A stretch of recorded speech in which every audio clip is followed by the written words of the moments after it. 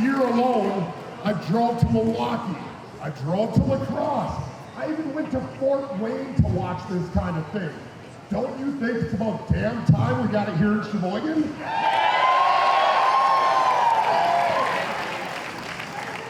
So, it's not just an opportunity, it's a change.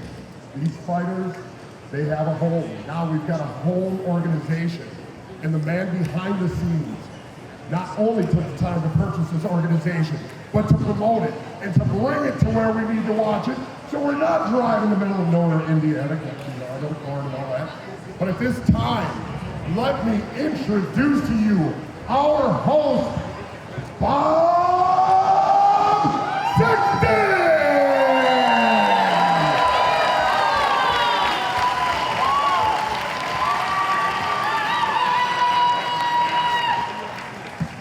Sheboygan!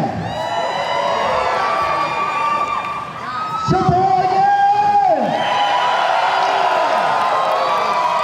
Guys, I cannot tell you how happy I am to bring MMA back to this community. I live right here in Sheboygan, Wisconsin, and I love this community. And I want us to have things to do here, and this is one outlet that we have. We can get our kids into this. Martial arts is a great sport. It teaches discipline, hard work. So I couldn't be more excited to have this event going on here after a decade without any fights in Sheboygan. So, that being said, I can't do it alone. All right, it takes a community. So I want to first of all thank my sponsors. Every one of my local businesses, you guys know who you are. Let me hear you out there. Where you at? This community rallied around to get this event going and to bring it to you guys. Second, I want to thank the fighters and their coaches for showing up, being professional, making weight. We did not have one fight drop off of this card because we've got professional fighters that are here. They show up, they do the job. As somebody that's fought in this cage right here, I know what it takes to get here. So these guys have worked their butts off to get to tonight. So when they come out, I want to make sure we are getting behind them and giving them the support that they deserve.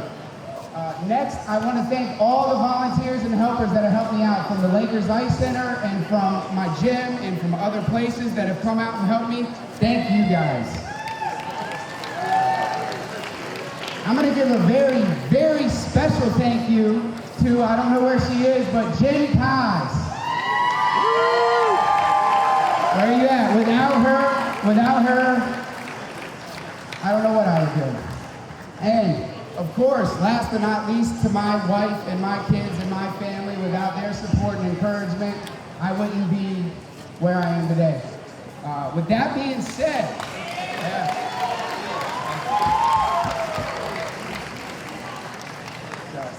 all right, so with that being said, we're going to get these fights going. Like I said, when these fighters come out, man, let's make sure we let them know how much we love them. And sit back and enjoy the show, guys.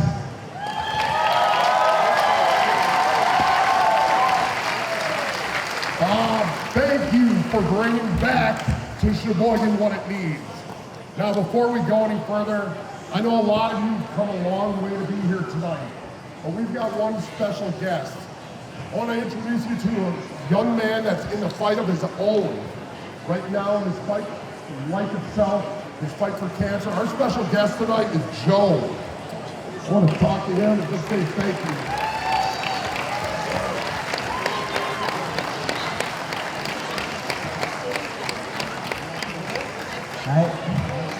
That is a special young man.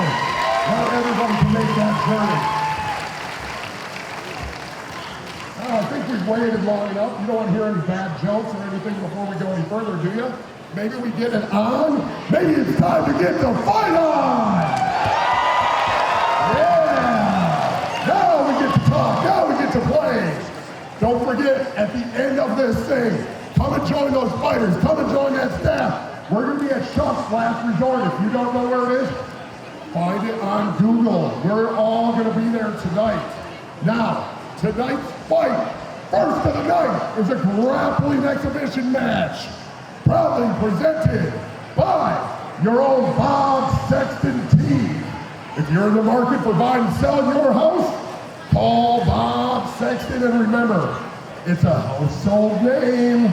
I told him we needed to work on that, but I love it, man. All right. This exhibition match consists of 1 7-minute round, and it's submission only. If no fighter has submitted prior to the end of the period, a winner will be chosen by your referee based on position, control, and aggression. Now, before I introduce those fighters, let me introduce you to the people that will be judging, officiating, and timekeeping. Our grappling official tonight will be Jake Cliff. Our referee for MMA will be Tom DeVellis, Morgan Sickinger. Our judges will be Morgan Sickinger, Larry Struck, Tom Gavrolis. Timekeeper is going to be Jake Kim, and Dr. Christopher Painter will be ringside. Now let's get on to the action. Entering the cage, first out of the blue corner. This fighter is a Brazilian Jiu-Jitsu blue belt, representing unified martial arts and fighting out of Oshkosh, Wisconsin. Let's hear it for Alex Jet Garland.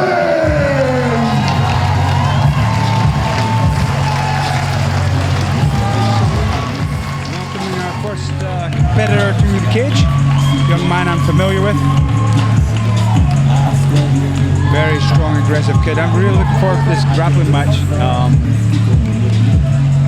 He's competed at a few pancration events. And he's really been thriving this last 6 months. I know he's a background wrestler, if I'm not mistaken.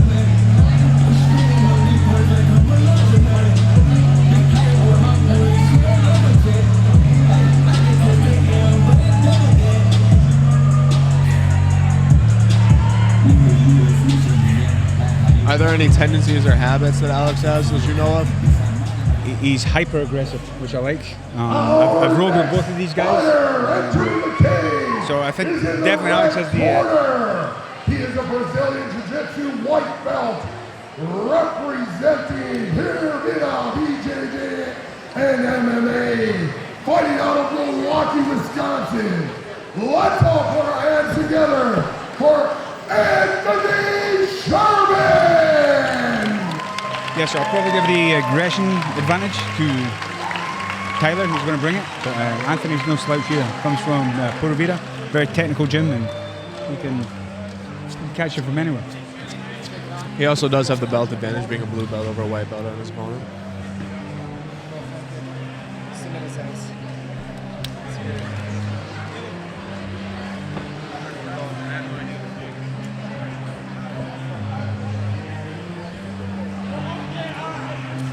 Grappling match between Alex Garland and Anthony Sherman will be taking place at 145 pounds, where they both made weight yesterday. Yeah, and I like this. I like starting off the show with some grappling. I like more cards are adding this.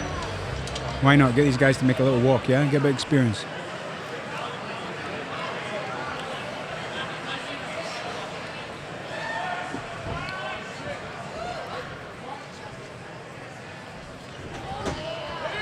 Garland looking to finish it quick.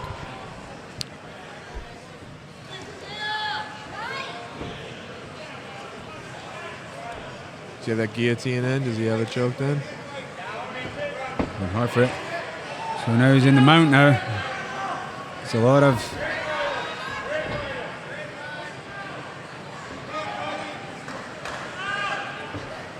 generate a lot of force from this position. Even without the assistant hand. This is one time you can really finish that guillotine with one hand. And how much energy is it? Yeah, we got a tap right off. It's over. As I said, this young man,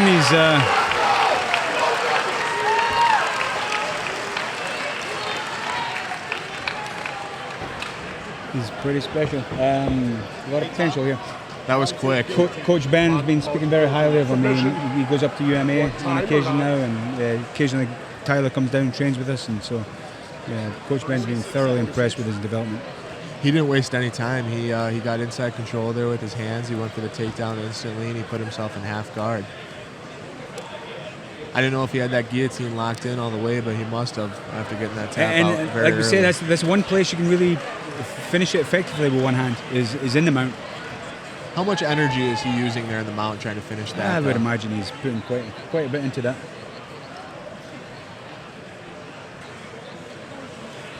Ladies and gentlemen, your first winner this evening by multi-guillotine submission at 46 seconds. Fighting out of the blue corner, Alex Garland! Congratulations to Tyler. I know it sucks for Anthony. Didn't get a chance to show much grappling there, but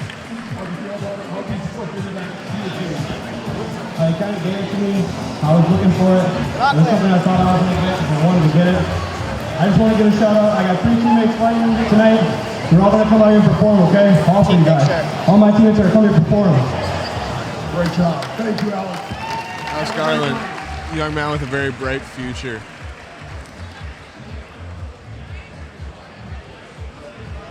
fabulous hair, might I add. Fills me with nostalgia.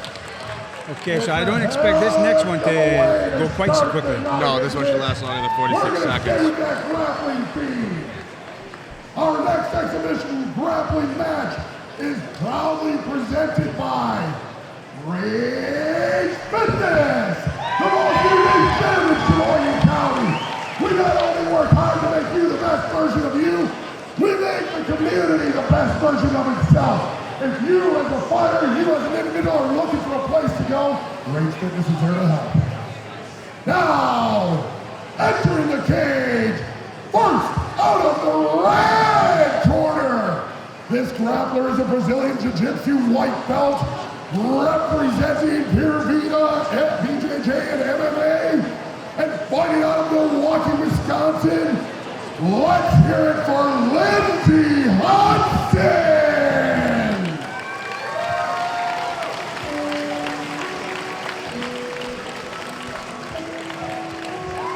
Are you familiar with Lindsey, Scotty? I'm familiar with both of these guys. I think I can confidently say I'm going to give the wrestling advantage clearly for Lindsey and the pure grappling submission advantage to John. How strong of a wrestling background does Lindsey have? I don't know exactly. I've just watched him fight and from my rolling with him and seen him move, he's a very, very competent young wrestler. And Lindsey coming back off a broken arm of all things. Last time we saw him in the cage. Broke his arm in his last fight. And I believe he's wearing the goggles tonight, not for a fashion statement, but just as LASIK recently, so see how they stay on, huh? Looks very flexible just in his pre-routine here. That bad is on me because Mr. Lindsey Hudson will be fighting out. Just out of curiosity, he can't grapple with those on, can he? I think he is grappling them. Oh, really? As coach was saying, he just had eye surgery, I believe LASIK, so whether they'll stay on or not. Out of the red corner, it's a Brazilian Jiu-Jitsu purple belt representing Rufus Sport. Fighting out of our own Sheboygan, Wisconsin, let's give it up for John Mohan! And I'm quite familiar with John because he beat me in the last grappling competition. Say he's a home crowd favorite here as well. Yeah, John walking in from, he's the grappling coach at Rufus Sport Sheboygan. Working over there with Nate Jennerman.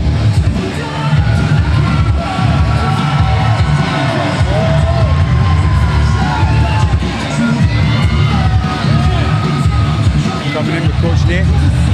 Coach Nate just had his thoroughly deserved. He made the big show. He was on the PFL, so he got an opportunity. That was to fight on PFL. an awesome victory here for them. That was his ride to the big time. Right. Every other fight now he has should be bigger than the last.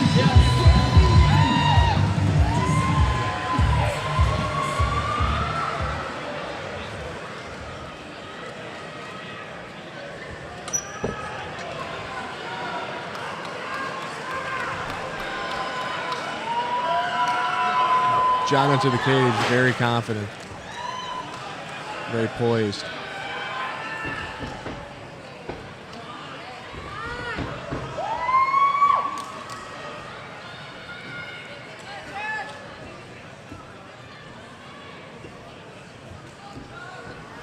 I won't be shocked if John takes Lindsey down, but I'll be surprised. Nothing against John. I really like Lindsay's wrestling. Really strong wrestling. You can see the wrestling base from both of them, how they lock up in that collar tie.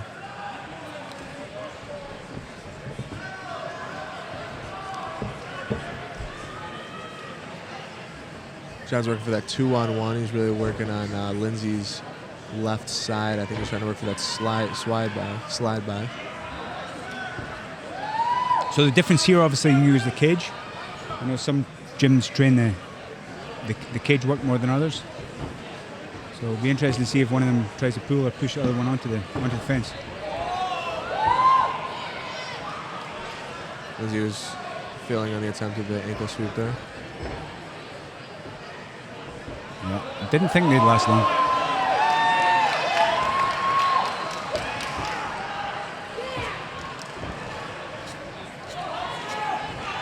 Oh! Nice spin.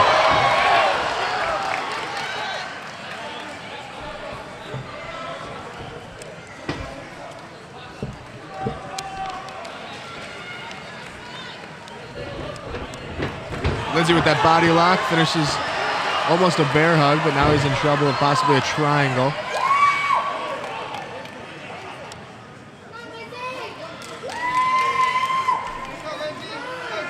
So Scotty, if you're Lindsay right now, what are you looking for after? I don't know. Lindsay seems a little bit reluctant to step in between his legs. I know Johnny's got a good footlock game, so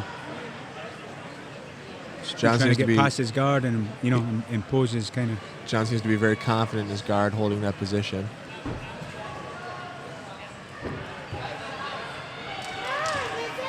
Not knowing too much about grappling myself, it looks like he's trying to set up that triangle there.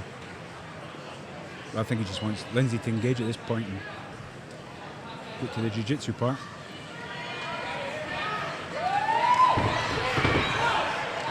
Fun match so far.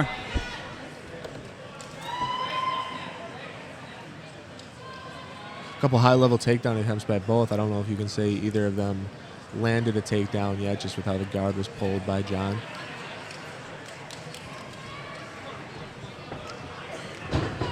Yeah, neither really taking a shot yet, so I think it's. Oh, there we go. I was just going to say it's either going to be a head snap or an arm drag. I think that's going to get this to the floor again.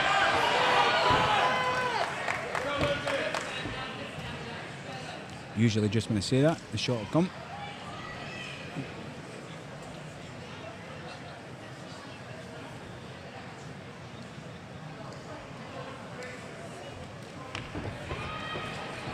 Lindsay has very, very good hand fighting.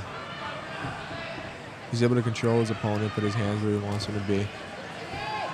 Every time his opponent puts his 2-on-1s on his wrists, doesn't seem like Lindsay's moving away, backing down.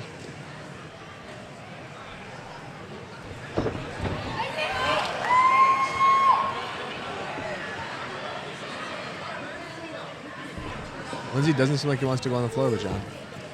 Well, I just think he wants to get past his legs.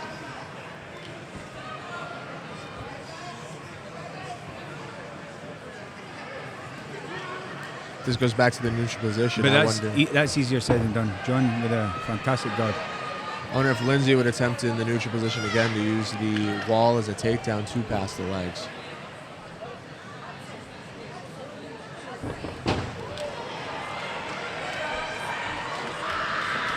And he passed it. It's passed.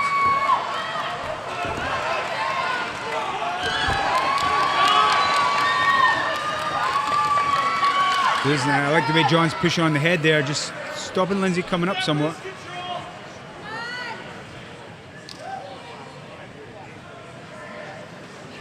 So if there is no submission, the score is based on control. That'll be Jake's problem.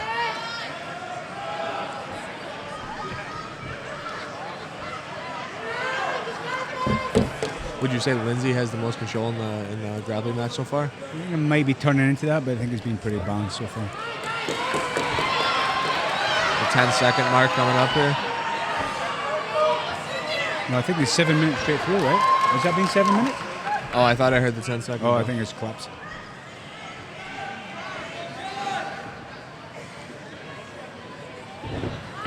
So, Scotty, when Lindsay is stepping on John's foot here, what is he attempting to do with that? Well, he's just, he's taking away a degree of freedom, so he's, kind of isolating that leg. Makes it a little easier to pass. Also takes John's attention down to his foot, and he's not thinking about other things. So I noticed when he is stepping on the foot, though, he goes to the opposite side. Is that the correct method to do that? I don't know if there's better or worse ways. Just it's a tactic.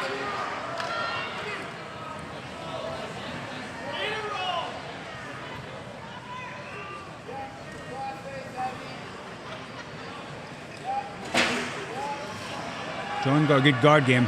I know that if you're looking to throw up some kind of armbar or triangle here shortly. Oh! Lindsay's pretty crafty, though. You can see it coming.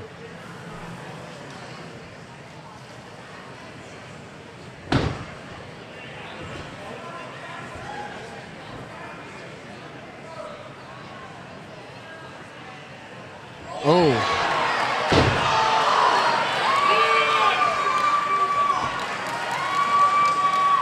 So John with a bit of wrist control here. He snaps that triangle up quick. That might be what he's looking for. John seems like he's getting a little frustrated. Every time he gets Lindsay in his guards, it doesn't seem like Lindsay's engaging too much.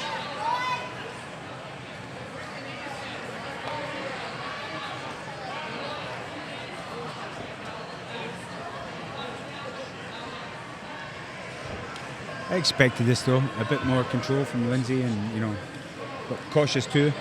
I think John's probably the more experienced submission guy.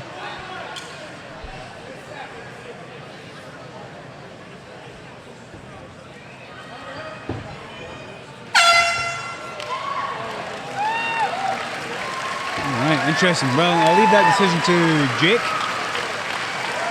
I think Lindsay might come away with that one. What do you think, Scotty? I apologize. Yeah, I'm going to leave it. I'm going to leave it for Jake. I wouldn't like to say.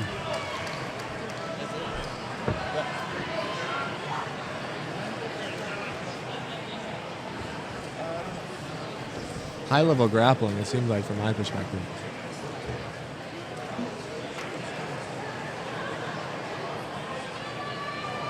Yeah, I think John just wanted more opportunities to get entangled, and Lindsay was doing the right thing for his game,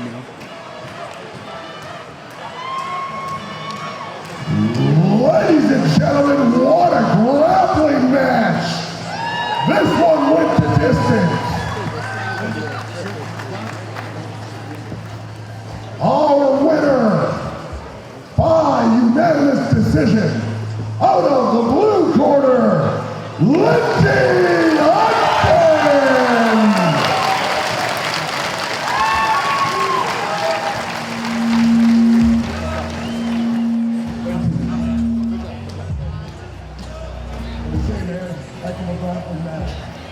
How do you feel? It looks like you're exhausted. I'm fine. Man, you guys tangled out there. High school wrestler, college wrestler. I've watched a lot of great grapplings. That was a heck of a match. Awesome job. Congratulations. Keep up the great work.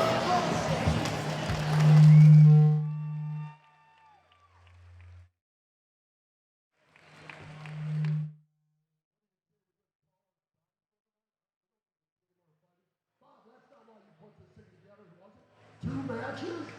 Heck no! Let's go grappling again, what do you say? Our next match and the last grappling match of the evening is proudly presented by Full Throttle Inc. Thinking of getting a tattoo? And there's only one place to go! Full Throttle Inc. Sheboygan County's #1 tattoo shop. Now, entering the cage first, and out of the red corner, this grappler is a Brazilian Jiu-Jitsu blue belt representing Hero Vita, BJJ, and MMA, and fighting out of Milwaukee, Wisconsin. Let's hear it for Edwin Marina Jimenez!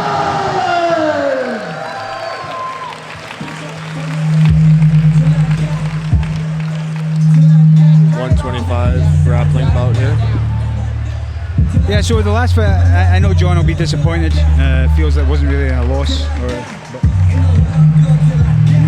I'm not quite sure where that decision came from. I'm not against it. I'm not disputing it. I think John's got to feel like pretty bummed about it. Yeah, I think based on what there was to score, I think I agree with the decision of Lindsay. But it's not like it was a dominating victory or a victory that I don't showed like to that. see them going extra. Yeah, I don't think one was more advanced than the other in any terms.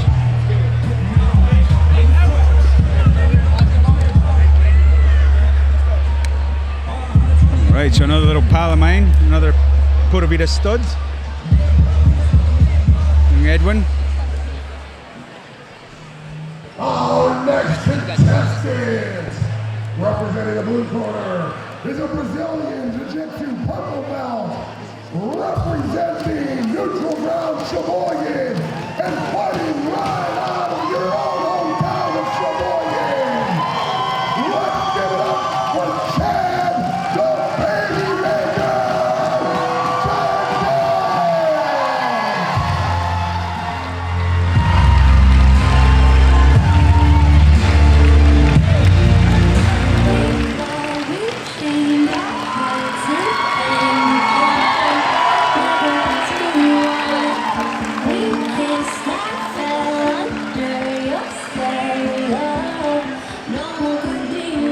So I don't know Chad, but a neutral ground purple belt, so he's plenty competent. I do know Eddie. He's always in for a fun, scrambly fight, and yeah, I'm looking forward to seeing this.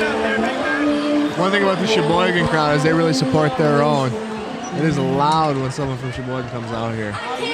So loud we gotta change the microphones up a little bit.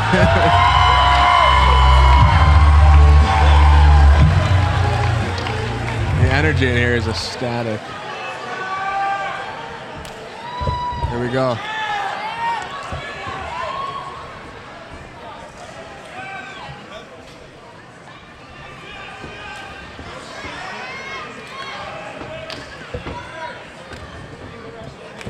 Now, I know Edwin's been having a lot of success on the MMA scene, and I've rolled with him plenty of times. So, What's he been doing lately, Edwin?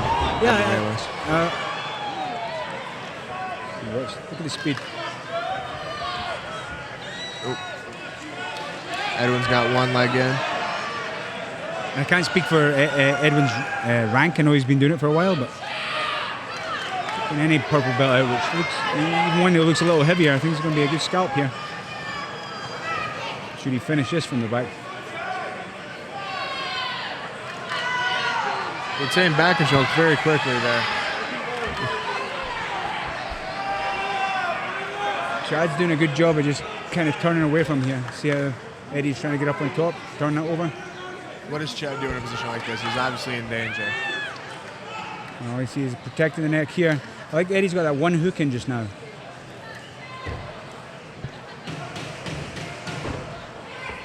Does Edwin have both in? Edwin's not going for that rear naked choke.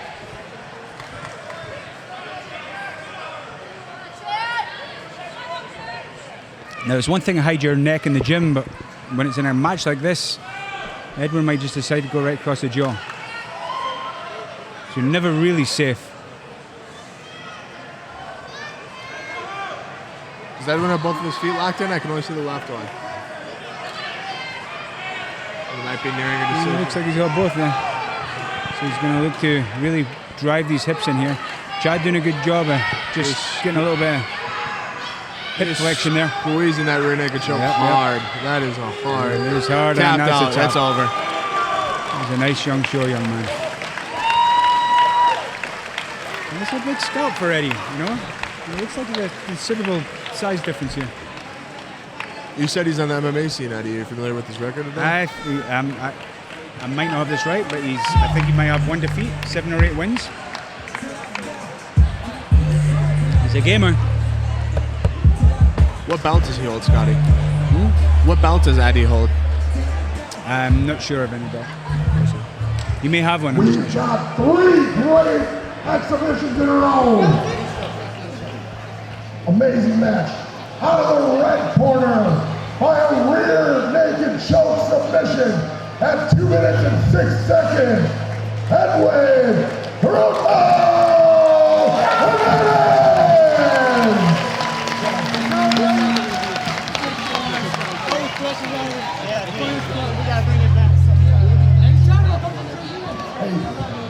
Give me a minute, how would you split that rear naked? It would look like there was a heck of a fight up until yeah, he's solid.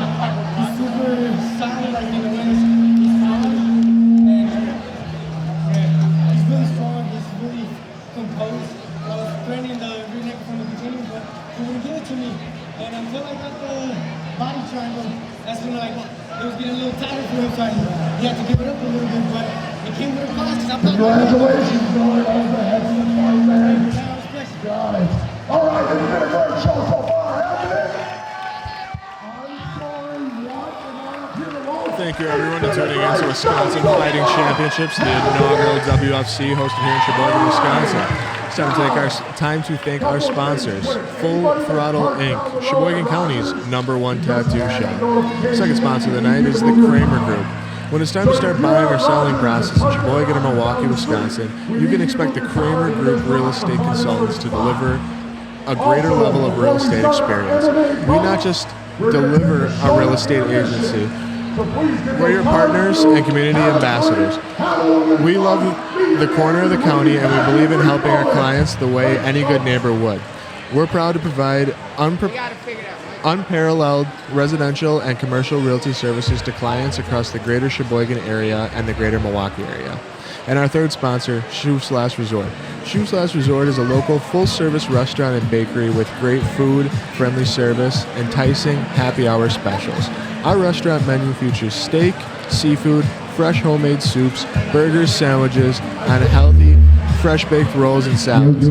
Our guests enjoy delicious aroma of our fresh-baked beds and rolls baking in our glass front oven. You won't be able to resist taking some of our baked goods home. Have a dinner and drink with us at Shoe/Resort.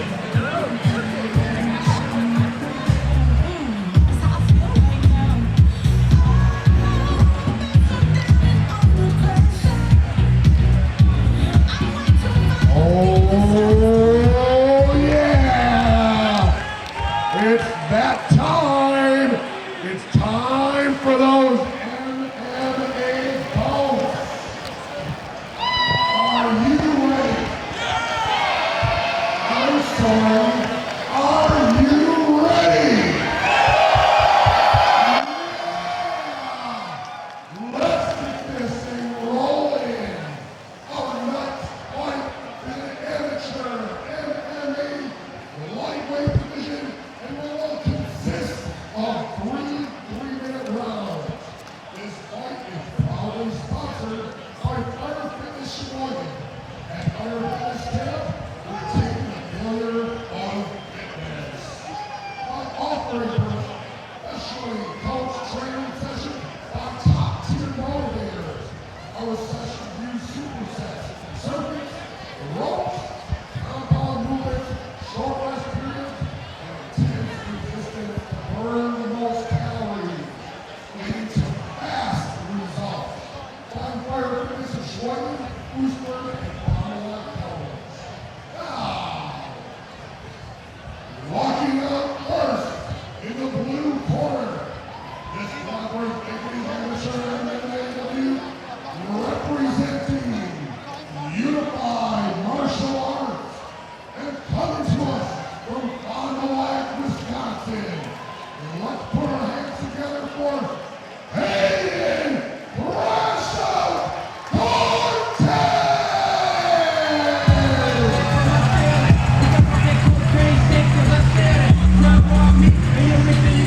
Are you familiar with Hayden? I am not familiar with either of these two young men. Although Raven's brother Taurus, I believe, fought on one of our punctuation cards. Where is Welsh Sport MMA? I've never heard of that place. Yeah, I didn't do my homework well enough. I'm not exactly sure where Welsh Sport is. What's up? I'm not exactly sure where it is. Me either. Somewhere. Well, wherever it is, Raven ready to put it on the map.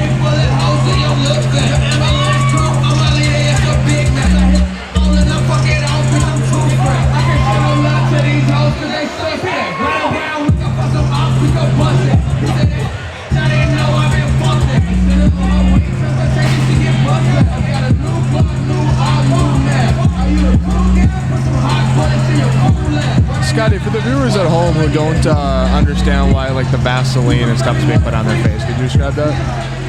Explain that? Well, it just it helps from, just reduce a little bit of the friction and stuff, so it can help with cuts and abrasions. Like micro cuts and stuff like that? Yeah, and then they're not very, you see some commissions boxing, they're very liberal with the Vaseline. They're very conservative here, so just a little bit sometimes on, a little bit in the bridge of the nose and the eyebrows. Well, I think I got a little splash of Vaseline on my face from that front flip into the cage.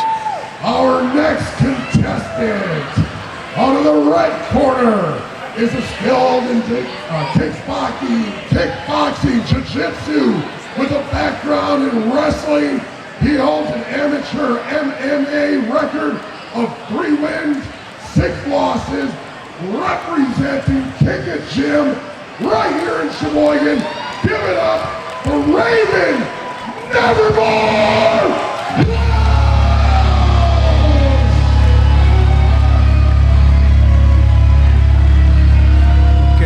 Information was on Welch Sport, but it might be a joint venture or he may cross-train, so this is actually out of Kick It Gym. And 6-3, so this is coming into his 10th amateur fight. So plenty of experience getting in there, Sully.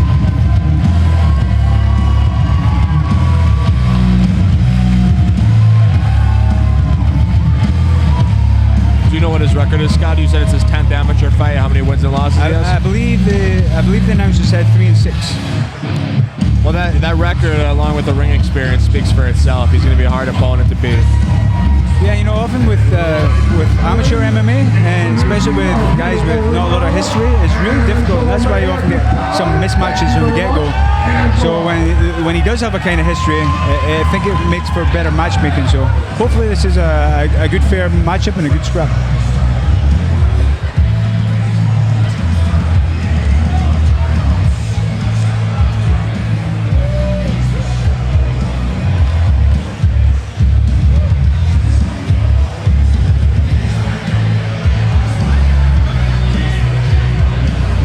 Scotty, as an amateur fight, I thought they had to use 6-ounce gloves. Are these 6-ounce gloves that Hayden's wearing? I thought those are the 4-ounce model that Combat Corner makes. Yeah, I wouldn't want to say for sure. They look a little puffier. They might be 6. Sometimes it's deceiving, the pad where the padding's distributed.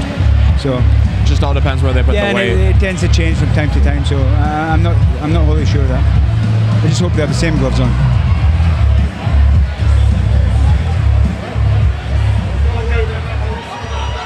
Yeah, it looks like it. I think these are 6s. Just a little heavier padding. I'll tell you something. Raven has a fabulous beard. His tattoo game is strong as well. All right, so quite a clear reach advantage for Hayden here. Let's see how this goes. All the best, boys. Raven with that wrestling background. I wonder how long it takes for him to go for that takedown. Wow, solid body kick. Takedown right off the bat into the cage.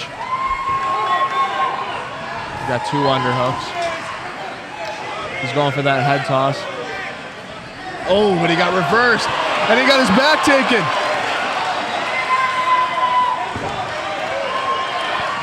Raven able to get into the guard of Hayden. Landing some nice head blows here on the cage. Okay, going for the standing guillotine there. I don't quite think he's under the chin, but he's on. No, he's not. He is not under.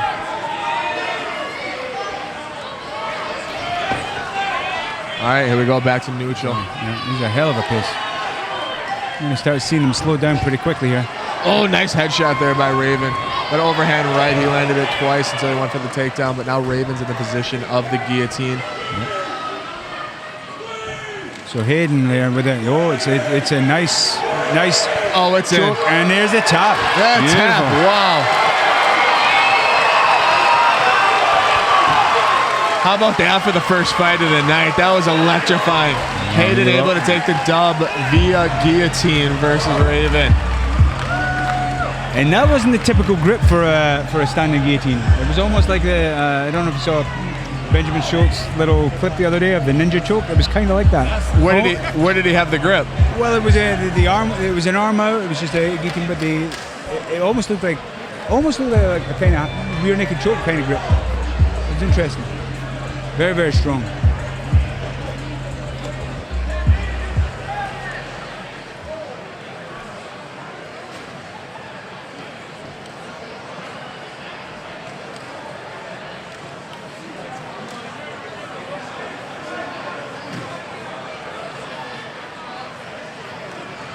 Alex Garland, who won earlier tonight in the grappling match, cheering on his teammate. Ladies and gentlemen, the winner of our first MMA fight this evening at 1 minute and 12 seconds by guillotine submission, Hayden Rasha Cortez! Great fight. Nice win for young Hayden there. And Raven wasn't without his chances. He landed a couple of hard shots. He had his own guillotine. He did. He had a guillotine in there, and he landed some brutal blows early in that match. I think he landed 2. Amazing, man. That was a great fight. Congratulations. Keep up the great work. I was going to say, I think he landed 2 upper hands there before he got put in that guillotine. 2 overhands there.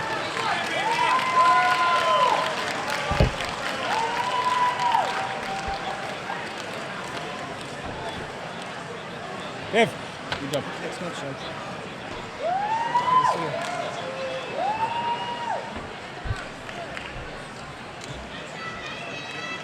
Scotty, if they're all like that, it's going to be a great night. It's going to be a quick night.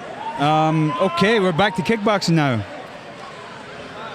Looks like we got Connor Bosnick also out of Unified Martial Arts versus Open Guard's very own Alex Doka.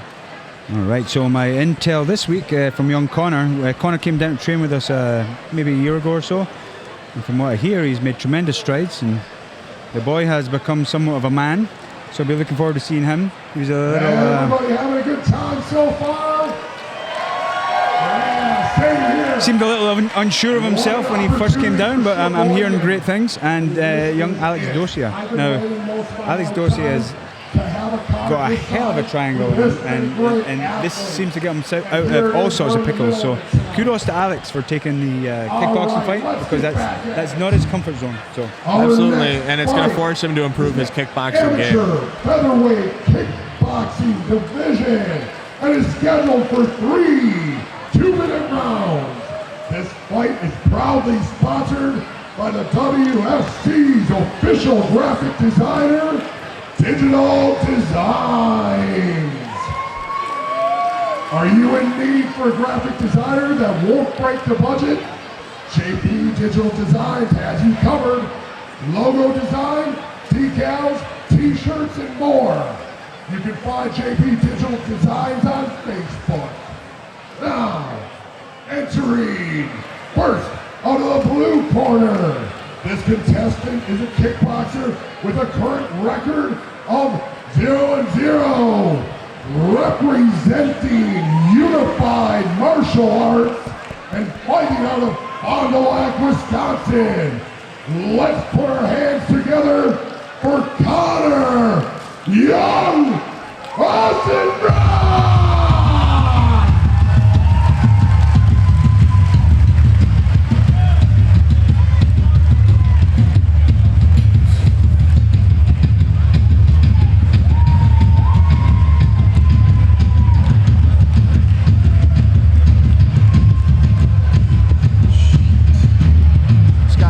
What have you been hearing about this guy? You said that you came into Primal about a year ago, but what have you heard about improvement-wise? Where has he started and where does he game? Most of what I've heard, and I've still to see him yet, is the physicality, the physical changes over the last year. Just a bit more confident and comfortable in his body. So.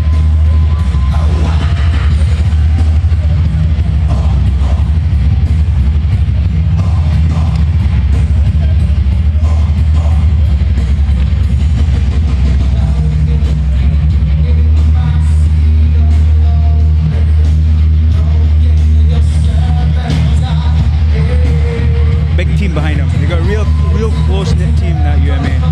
There's a couple of places, so they've UMA North and then UMA Fond du Lac, but they're all super tight, super supportive, work hard. Good team. Things are very much bright future for that whole team under Danny Sokol and Kevin Messer.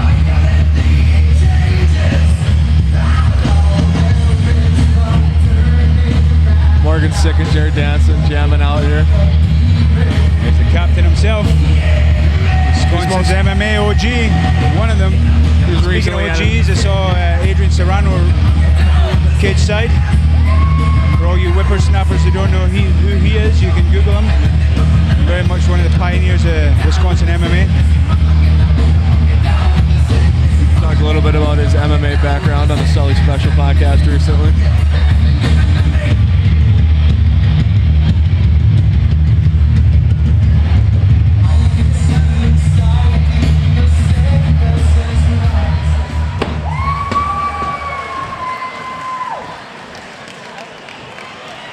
All right. Our next contestant, fighting out of the red corner, is a kickboxer from Oconomowoc, Wisconsin, representing Open Guard Jiu-Jitsu. Give it up for Alex ATT Lucia! So again, I'm going to give enormous credit to Alex here. This really isn't Alex's game, stand up. So the fact that he's getting in here and he doesn't have his lethal triangle to fall back on, I give him a lot of credit for.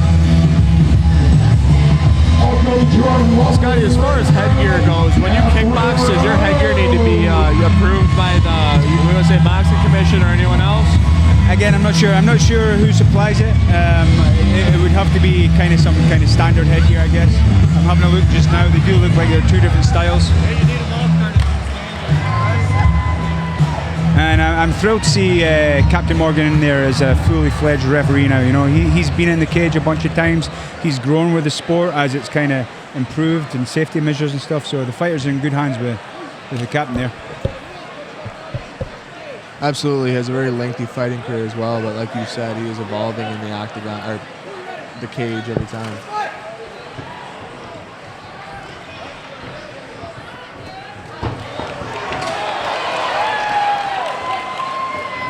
So again, as you can see, Alex a little less comfortable on the feet by the looks of it.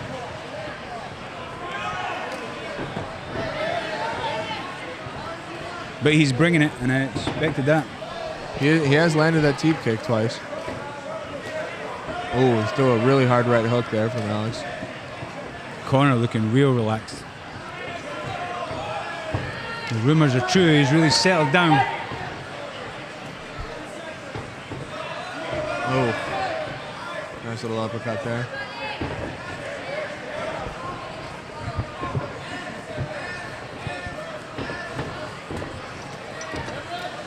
Corner donning some fabulous Mexican shorts.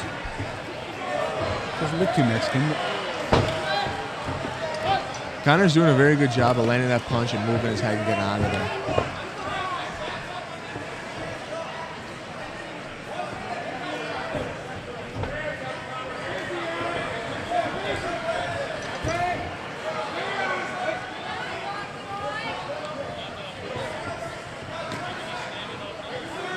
so I do like that. Of course, you like to see your fighter with the hands up and protecting themselves. Oh, nice head kick there. Very nice. Connor puts him on the cage and lands a stomach knee.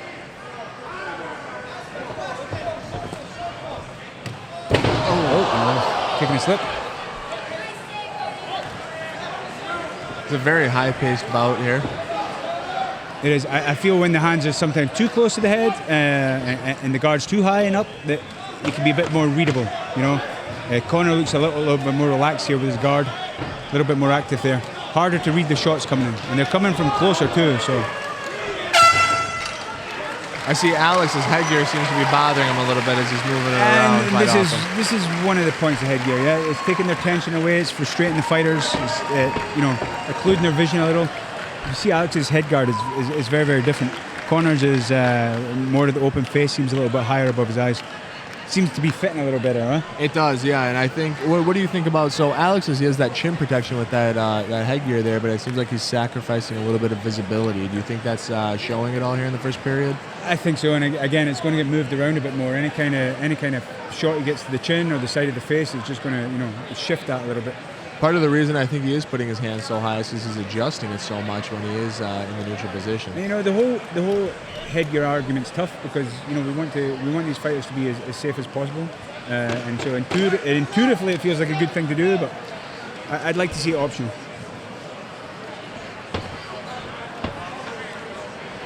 I think at a minimum, a maximum, it should be Connor's headgear that's allowed, not Alex's. Nice. That was a Ooh, dude, Alex really aggressive off the bat here, landing a couple punches and a kick.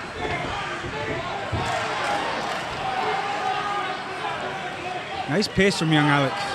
Now, when he throws that teep kick, he's throwing it with his heel compared to his toes. Is that change anything in the delivery? I generally don't care how it looks. I care, does it land? Is it effective? And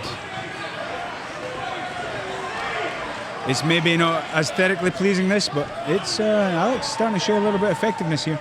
Someone told me fights are chaotic, Scotty, Oh yeah. in the past.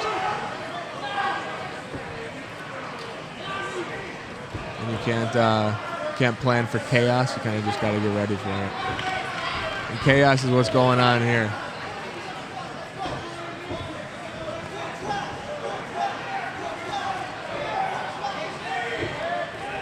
Oh, yeah. knee to the face there. And I saw a couple of them get real close. Did that Have to one be careful land with there? that. It looked like it landed. I thought so. Connor looking like he's just maybe, I'm going to say a little fatiguing a little quicker than Alex. I think Maybe give you an opportunity for a breather though. Captain Morgan Sickinger, I think he is deducting a point for the knee to the head there. Or is he just giving out a warning? And I think that's good. Let them know right away. There's no need to go 4, 5, 6 warnings. Certainly not malicious. No, it definitely was not intentional at all. When you get into a barn burner like that, it's hard to... Ooh, Connor's mouth guard fell out here. Like I said, kind of chaos, right?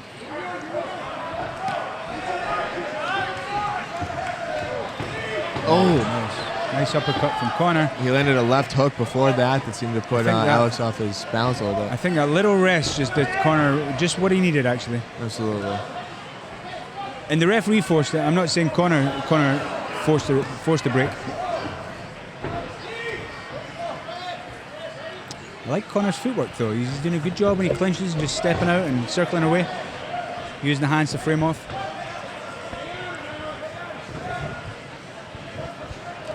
Oh, nice shot there by Connor.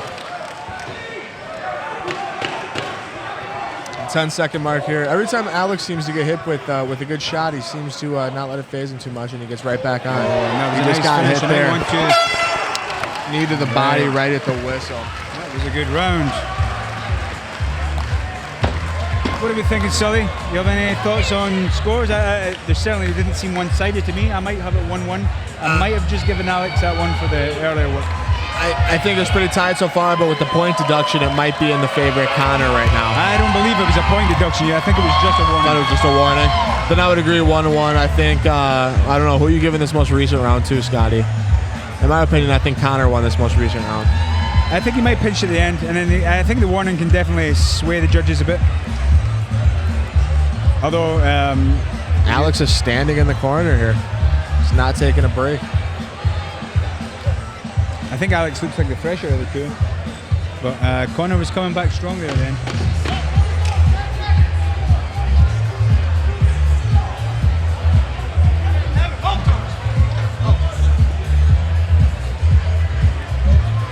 Very impressive debut so far for both gentlemen.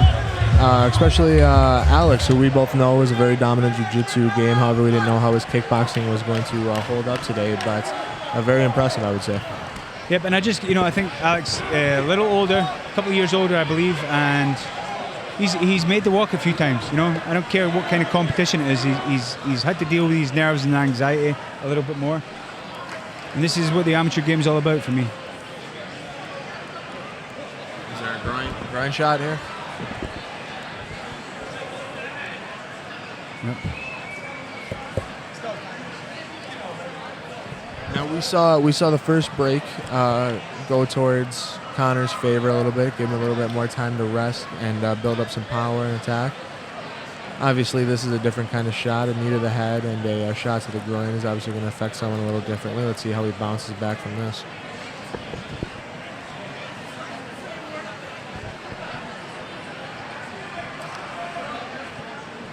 All right, after a good kick in the chuckies, we're getting back into it.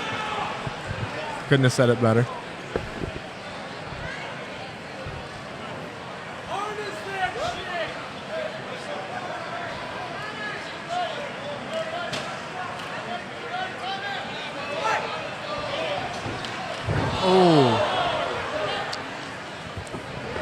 I would like to see Connor come right down the pipe a bit more. I think there's an opportunity there.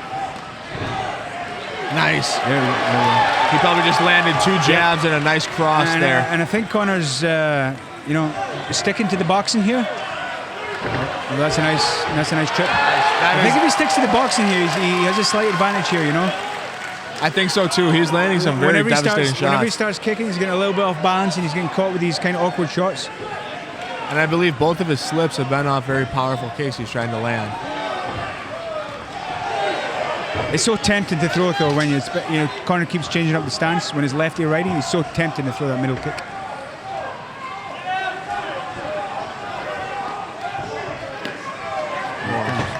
That left cross there by Connor is just barely missing. If he lands that, it could be devastating to Alex in this fight.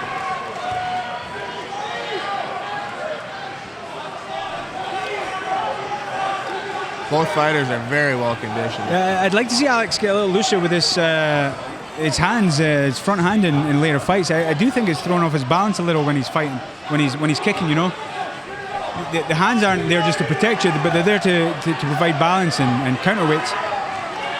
Do you think Alex is a victim of fatigue in that front hand, or are you saying that? No, I think that's just his style. I think he's a hell of a fight, actually. Maybe someone could pinch it. It's been a. Oh, is that going to land as a knockdown? I don't believe that was a knockdown. All right, That was an awesome fight. That was an awesome fight. Excellent. No, yeah, I was asking before that big shot from Connor. I was saying, do you think when his hand was a little lackadaisical in the beginning there, or at the end there, do you think that was a victim of fatigue, or do you think he was doing it the whole fight? I think everything they're doing there is a victim of fatigue. I'm just speaking more generally. You know, you need to loosen these hands up a little bit when you're kicking and turning your kicks over, because it's throwing off your balance. So again, that's what we're all told, right? On day one, keep your dukes up, keep your hands up. But there's time to break the rules, and it's often when you're kicking. I felt it was throwing his balance off a bit, and that was Connor's opportunity to just stick with the boxing. I think that last round by Connor might have thrown him over the edge for the victory. They weren't kidding though. It was just a boy when I saw him last, and running his man, becoming a man real quick. Funny what a difference a year makes. I'm very curious to see the decision on this. I can see this going both ways. Yeah, I don't want to be judging this. Referee Captain Morgan Sickinger looks more fatigued than both fighters. Sweating a storm there.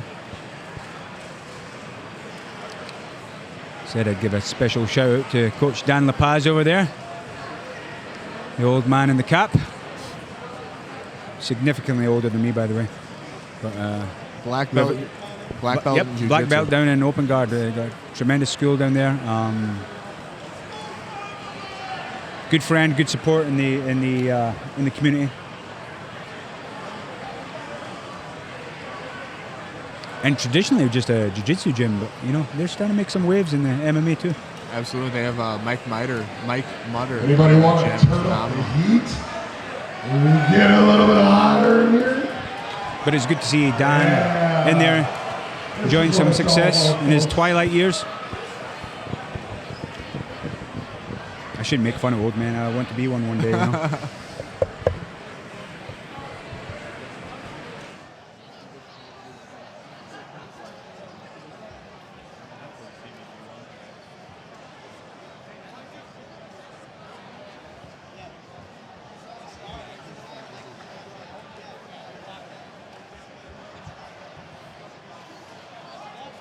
Ladies and gentlemen, what a fight! These two young men put on a heck of a show.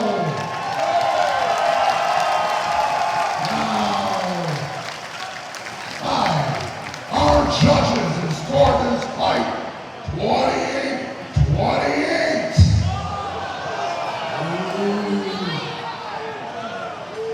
Judge number 2 has scored this fight 29-27. And our third judge and winner has scored this fight 29-27 for Connor Young.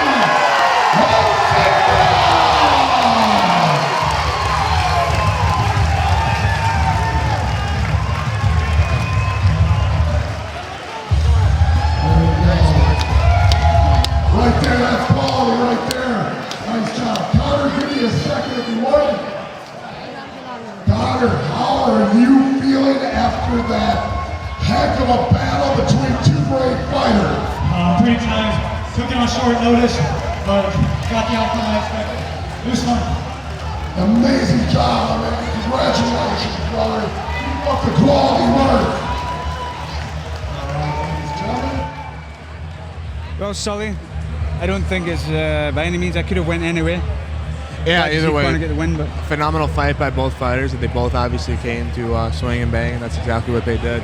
okay, now we're ready because I know Bob Sexton was handing out $50 notes, and I think I deserve one if I get through this next sponsorship thing without tongue twisting. Here we So go. anyway, fourth sponsor of the night is the Greenhouse Glass Shop. Greenhouse CBD and Glass Shop is your one-stop shop for all things CBD and Delta 8 in the Sheboygan area. They are conveniently located on the corner of 8th in Pennsylvania. Greenhouse supplies quality products and top-notch knowledge of all things CBD. Stop in now to find edibles, oils, smokables, glass, and more. Davion and Twan are happy to answer all your questions and give recommendations. See them soon at Greenhouse CBD and Glass Shop, 501 North 8th Street, Suite 112. Boom, we got through it. Over to you, Sully. Congratulations, Scotty, you got through that one. Our next sponsor of the night is Classic Title Services. Having peace of mind in your title and closing needs. Classic Title Services, trusted by your friends and neighbors in the Sheboygan County for almost 20 years. And our third sponsor, Kick It. Combined martial arts is fast-paced cardio at Kick It, located at South Business Drive. Kick It offers high-energy partner and group kickboxing workouts for beginners and advanced athletes and everyone in between.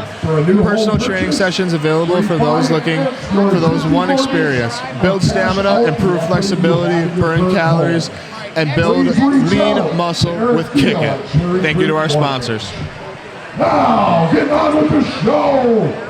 Walking out first in the blue corner. This fighter is a pancration-style fighter who is making his amateur MMA debut. Representing Tijuana Combat Sports and fighting out of the Upper Michigan Calumet. Let's put our hands together for Wes, the Ninja of 906 Walter! Record. What's that? Dimension this kid's record. Not yet.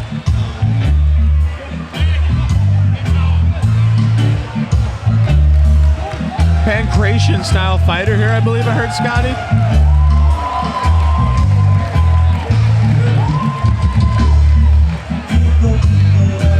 Wes Walters fighting out of Kiwanis Combat Sports. Combat Sports. We're back to MMA for this lightweight bout. At 155 pounds. Certainly the favorite walkout song of the night for me. I can feel his walkout song, Scotty. It is shaking his body up.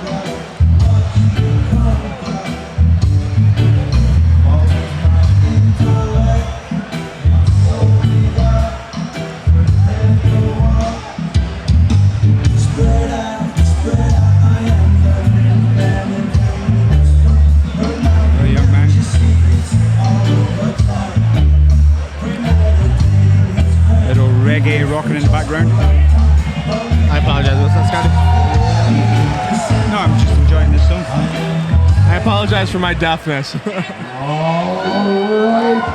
our next contestant fighting on the red corner is a mixed martial arts fighter with an amateur MMA record of 3 wins and 2 losses. Representing Pura Vida, PJJ and MMA, and fighting out of Milwaukee, Wisconsin, give it up for Little Orphan Andy 414 Boss! All right, so Andy coming to the cage with after a 2-fight losing streak, so he'll be eager to get back in the win column. I like this young man. He's been training for a while, been with Pura Vida for some time now. Fought some of his amateur career over on the West Coast. He was able to start his career off with an impressive 3-0 record. What's he got to do here, Scotty, to get back on a win streak? I guess he's got to win. I don't know much about Wes, so it's hard for me to make any predictions on this one. Although Andy as well, you know, that Pura Vida, they always come to fight, and he's a good, well-rounded kid. I think Andy's a bit more enjoys his stand-up more. See, I've seen he can go wherever he goes. See, so he announced Wes, I believe, as a pancration style fighter. So to me, that means it would be more of a ground game kind of attack that Wes is going to be exploiting. I don't know. Here. I've never heard a fighter be described as that. So correct, yeah.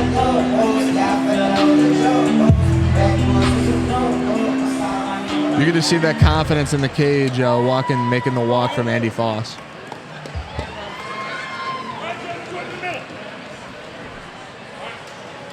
So physically it looks pretty even here. I think Andy maybe enjoys an inch or two reach advantage. Got Andy with the black gloves on and Wes with the red gloves on. Fight is on. High kick right away from Wes. Follows it up with the spin kick and another high right.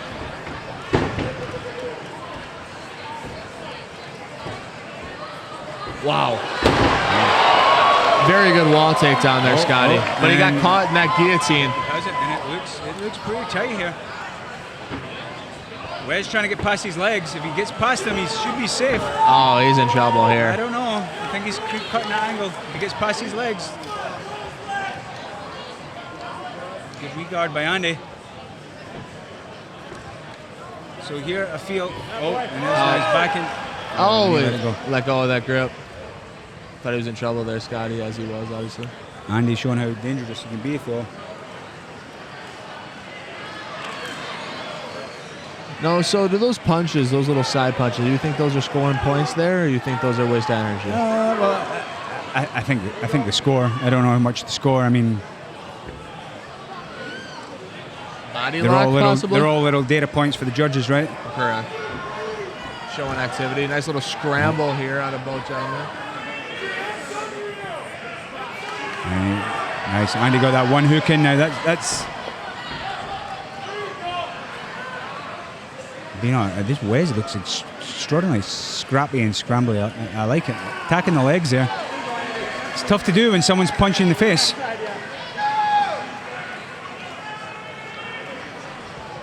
Now this is where I feel a lot of amateurs can make a mistake, is they try and hit too hard and they lose control of their opponent. But I think Andy's got the nice balance here. Nice hard shots. And that fight has been called. Going wild. Very nice young man. Wes is tired. He spit out his mouth guard there. Yeah, it's a dangerous game going for these legs in MMA. And that's why we don't see a lot of leg submission finishes. That the fatigue there, what you were mentioning, was obviously apparent. They were both scrambling and going at it for the vast majority of that round, and Wes seems to be suffering here a little bit from it.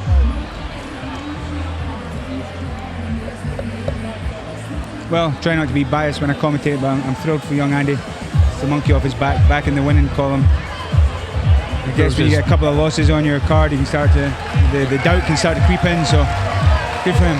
Improving his record to 4 wins and 2 losses.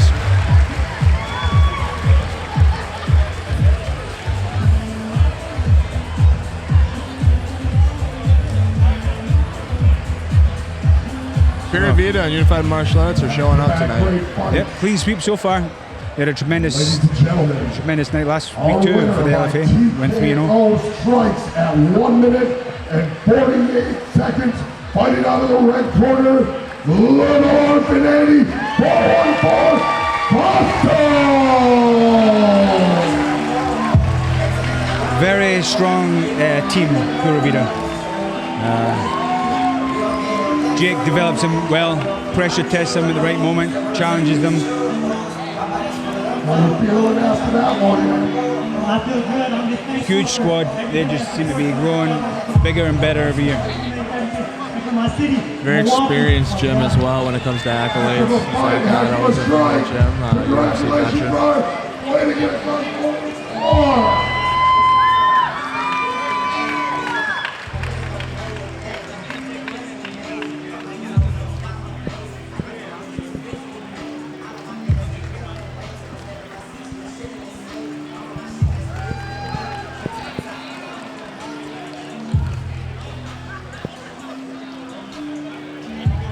buddy. Much love. He didn't like fuck much. All right, we're going The ripping fights have through been- these quick, Sully. The fights have been great today so far. I mean, a lot of action, a lot of grit and determination by all these fighters coming into the cage today. It's going to be a 5-minute break now, so just show. Yeah, let's get the music up. You're good for a minute. Okay, we're back to kickboxing next, Sully. Rufus Sport versus Kick It. Alberto Fernandez versus Andrew Jakubczyk. Fighting at 125 pounds. Jakubczyk, I imagine. At $50. Oh, I see a couple of good ones out there. There's another one being built. We've got a few minutes here until those MMA fighters are ready. I'm going to do my best to stay out of this, young man. Let's talk about our sponsors, Digital Designs. Are you in need of a graphic designer that won't break your budget? JP Digital Designs has you covered. Logo design, decals, t-shirts, and more. You can find JP Digital Designs on Facebook. And now we're going to talk about Sheboygan Chiropractic. Sheboygan Chiropractic exists to create a happier and healthier community through excellent chiropractic care and rehabilitative therapy. Sheboygan Chiropractic is committed to restoring health, promoting wellness, improving function, and empowering all ages to reach their maximum potential. And a huge thank you to the Bob Sexton team. The Bob Sexton team's primary purpose is to make buying or selling your home as easy and smooth a transition as possible. They understand the challenges and stress that are presented with buying and or selling a home, and the Bob Sexton team uses real-life experience to provide exceptional support for clients and help them navigate, sometimes confusing the world of real estate transactions. If you're thinking of buying or selling a home, call Bob Sexton at 920-207-8369. And remember, Bob Sexton, it's a household name. I see what you did there. Household name. Enjoy a good pun. I'm just trying to read those right, Scotty. You can get the next one. My God, looks like the Gary Burger dress. I'm just happy we didn't wear suits. I'm hot here. I'm cooking right now. Maybe one of my favorite things about being in Sheboygan is watching community support. There are so many great sponsors that we've worked with that are here tonight, purchasing tables, putting volunteers out. This is what truly makes this community different. I spent 15 years on the road.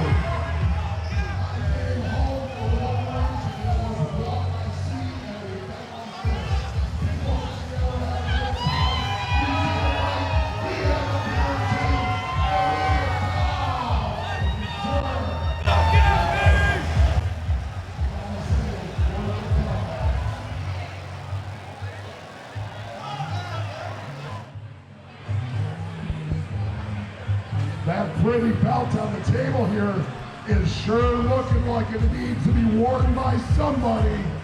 I can't wait to get to that. But man, between now and then, the fights that are going to happen, if they're anything like we've done earlier, it's going to be awesome.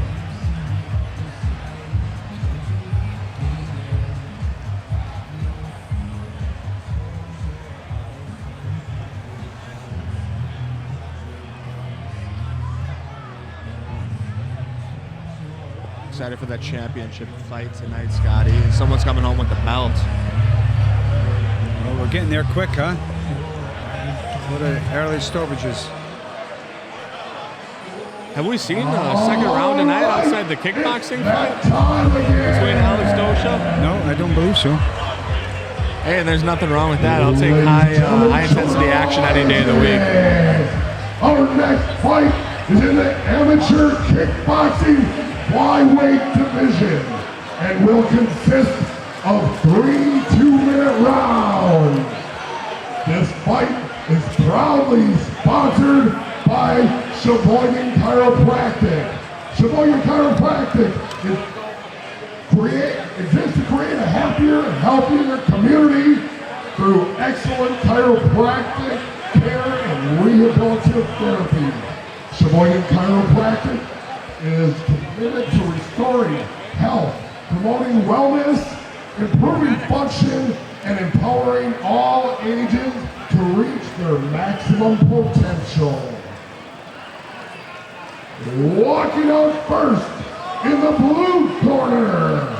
This striker is making his amateur kickboxing debut.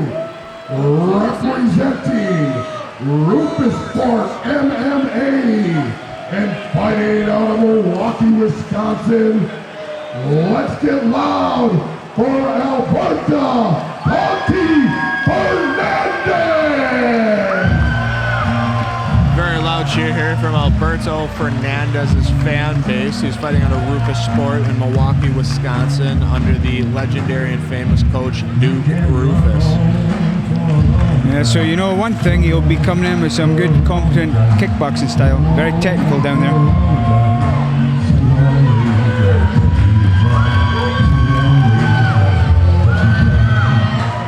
Scotty, you have some familiarity with Duke Rufus Fight Camp. What has Alberto Fernandez had to go through here to get to the cage today?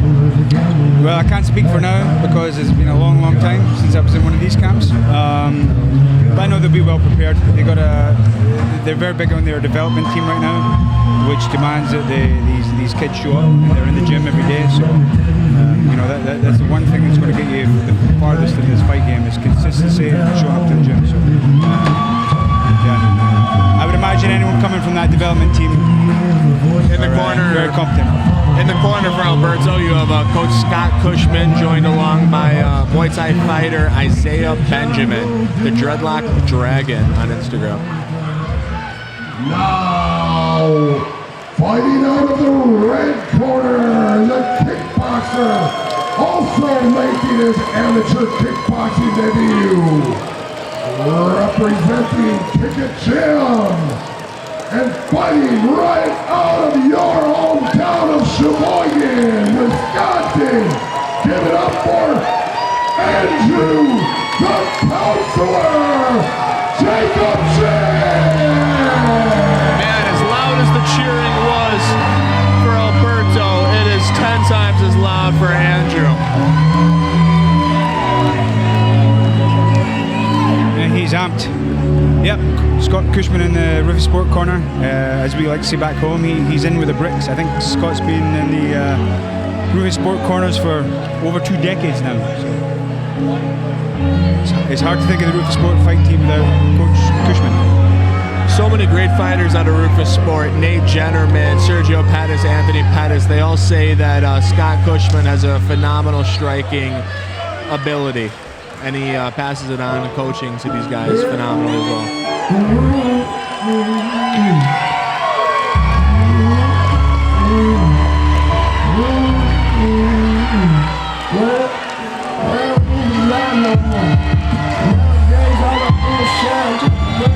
Alberto has some long arms, pretty bulky it looks like, while his opponent seems to be very springy and quick.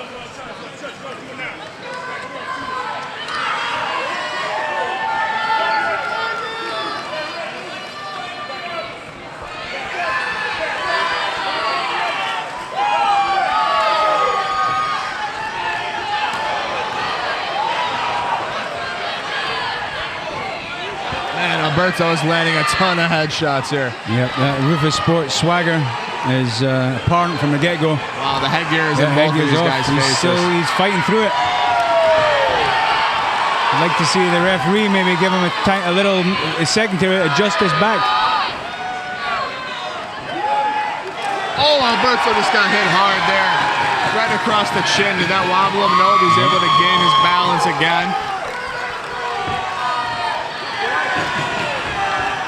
I think Alberto needs to stick to that boxing game. His kicks, well, they're beautiful, but I mean, those punches are landing hard and heavy. Oh, a groin shot there. That one, I saw that land. And I don't want to beat a dead horse, but you can see how this headgear is just a hindrance at the moment. Absolutely. When Alberto was landing all those shots, the headgear was darn near in his eyes.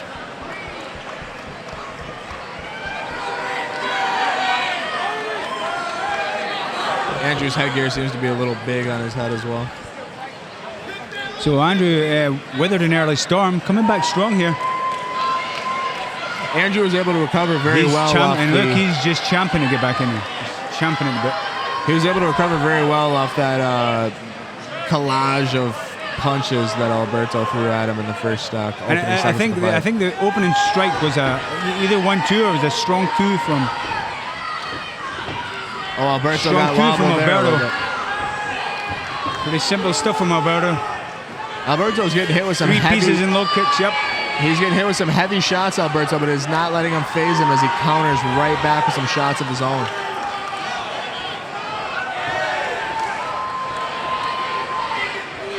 Both landing some solid shots here. Little rock'em sock'em here, but they're here to fight. Oh, you saw that spin kick coming from a little bit.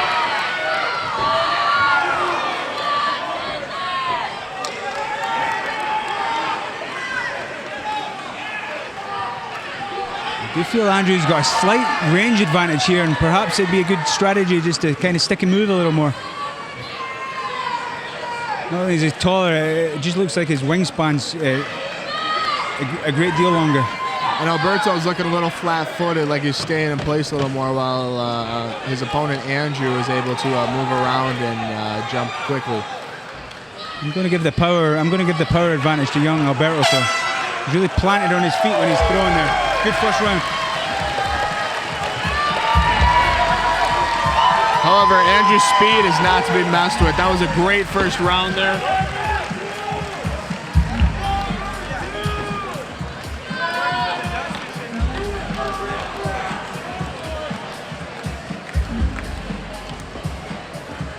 That's someone else about Coach Cushman. You know, he's in the UFC title fight corners. He travels with these amateurs all over the state. So, what do you think he's saying to Alberto right now?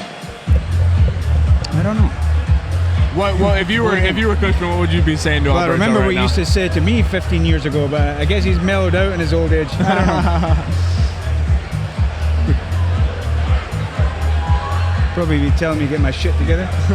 Stop fucking around. I'm sure there was some sage advice there. Never too late to turn it around.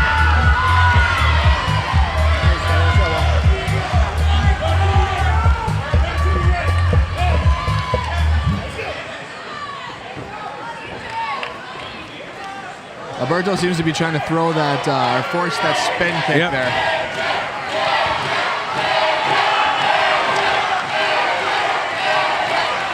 And again, it's easy to say from here. I think Andrew would do better. Yep, but just in a little bit, a half step back. He's letting Alberto get into that range. He's doing a really good job of moving quickly on his feet. He gets in, gets out, and he's moving around the cage.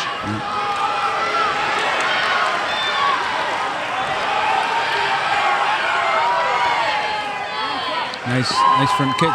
However, Alberto seemed to lose some power here while he's getting fatigued. Right, but I do feel if Alberto can just get a little closer, close that range, he's going to be a little bit to his advantage. He's doing well with the boxing when he's in there. I think he needs to find a corner and close Andrew in on it. He's just a little bit more aggressive than Andrew, and again, if Andrew's able to just take a half step back, he can probably pick him off a little easier. Alberto's really landing some shots that are making Andrew's head move back and forth there. However, don't mistake his hands down for cockiness. It might be a little bit of fatigue there from Alberto. Oh, a hard shot there from Andrew. Nice straight to the face. Again, and I think Andrew's just trying to back off, just a half step. Stay at that range. And I think it's a good strategy, but Alberto, there's no let in Alberto. He's just steaming forward.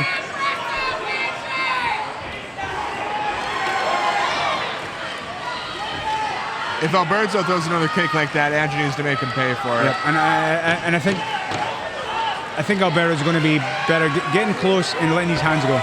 I see that spin kick coming from a mile away. You do, but to be honest, it almost landed. It's a good, here we go, good Alberto finish. landing some nice shots right at the bell. Spicy fight. That was good. I'm going to speculate a little bit here. I think Andrew has a little bit more gas left in the tank here. Let's see how Alberto uses this minute off.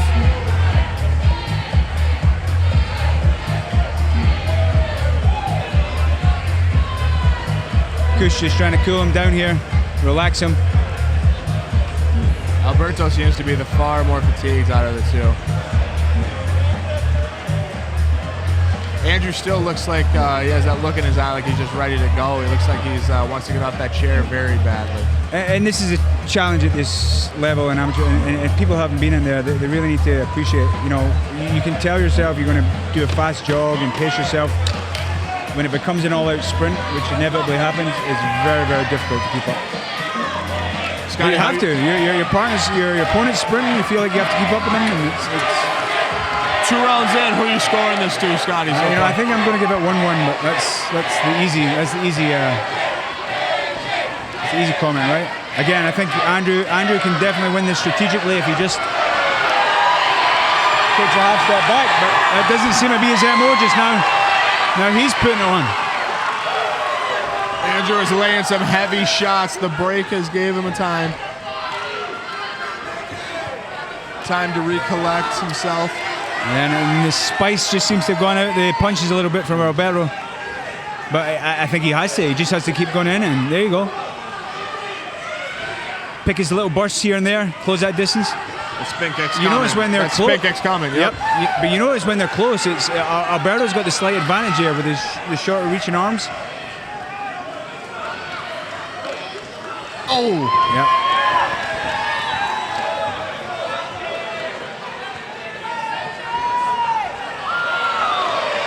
If I haven't made it apparent, Sully, I think this headgear does the fighters a disservice. I think so too. Andrew just got laid on there by a couple shots from Alberto adjusting his headgear.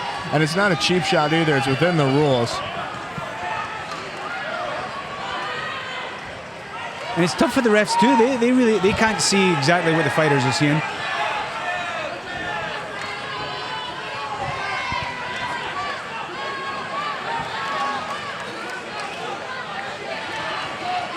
Alberto seems to be... I really feel this is where Andrew could just pinch this now, just by kind of staying a little light on his feet and quick score here and there and in and out. But credit to him, he's coming forward. He wants to win this.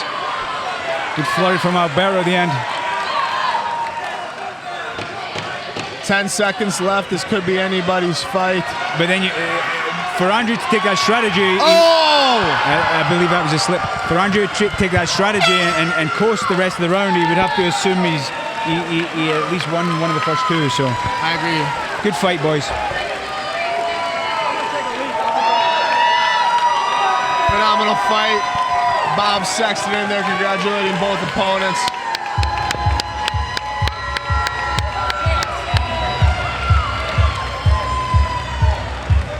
I don't know if we're doing a fight of the night prize, but that might be the one.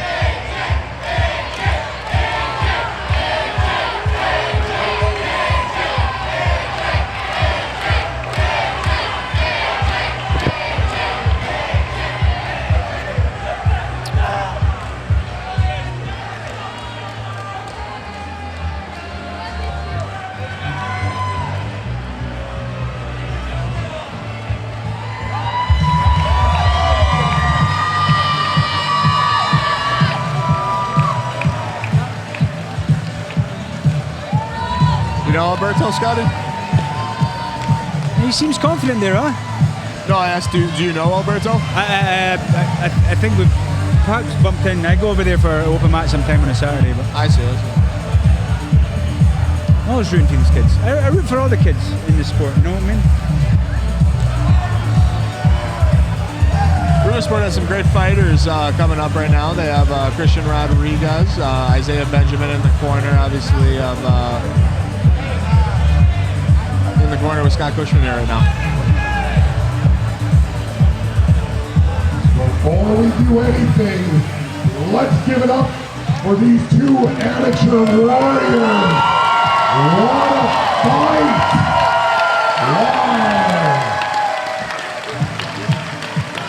There we go. We have a split decision. All right, here we go. Judge 1 scores this fight. Hernandez 29-28. Judge 2 scores this fight 28-29. Jakovchik. And Judge 3 scores this fight for a winner out of the red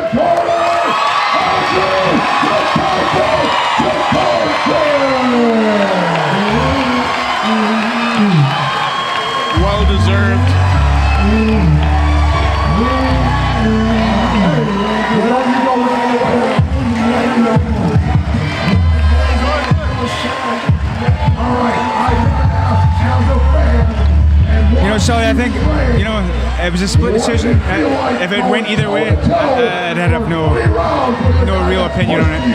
I might have given the edge just to Andrew. I would have given the edge to Andrew as well. I think both fighters put on a phenomenal performance.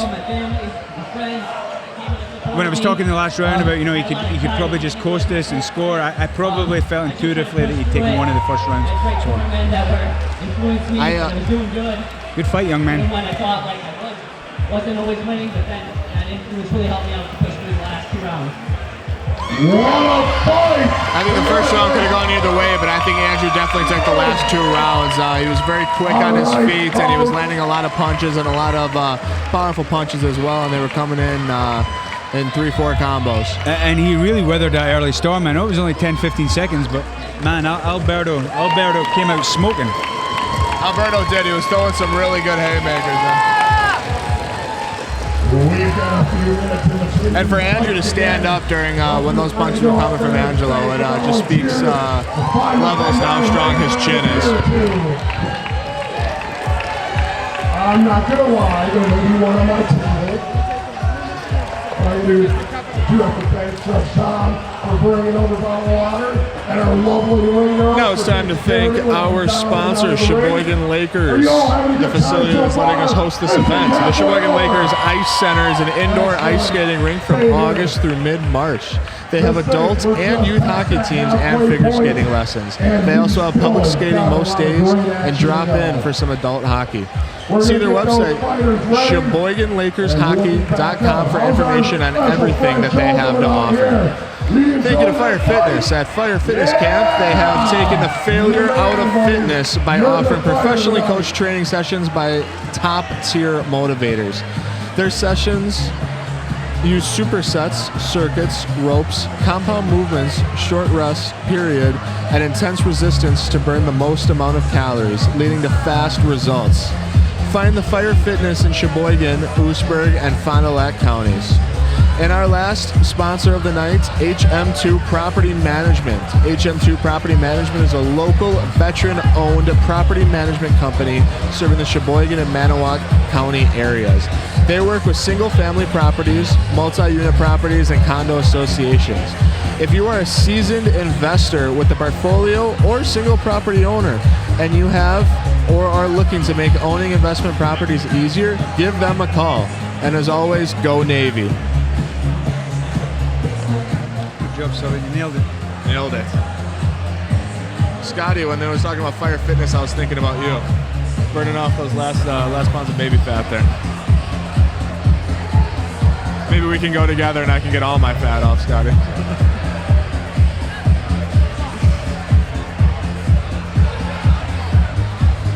So we're back to MMA.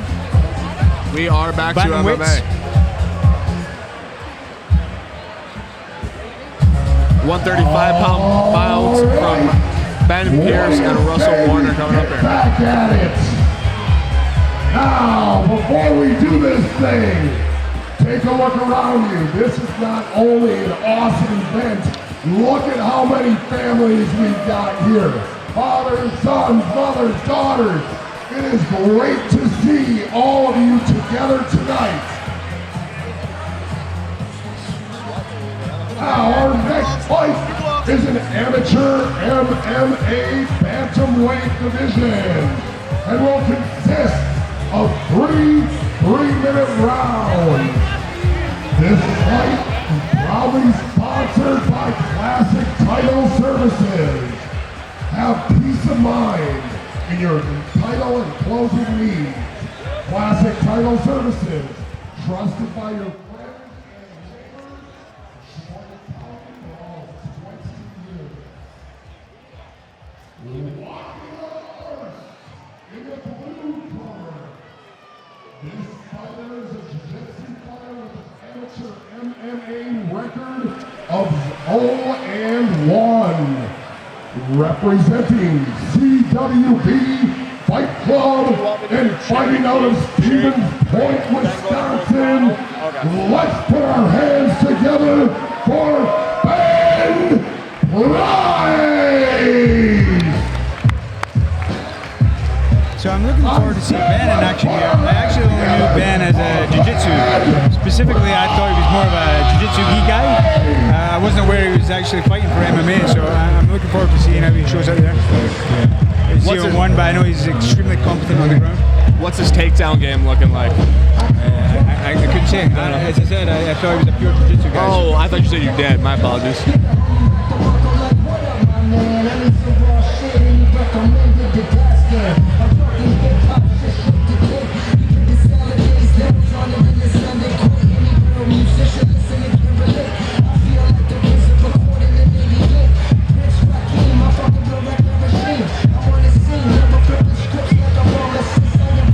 Coming from a strong team, see his coach Jason Mentz in the background there.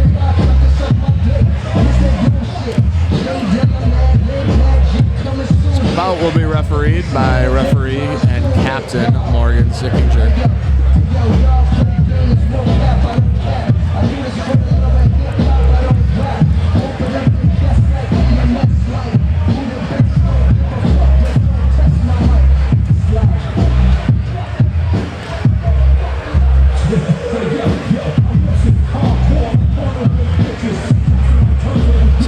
Beer pyramids in the crowd here. You and I could have put one of those together, Scotty.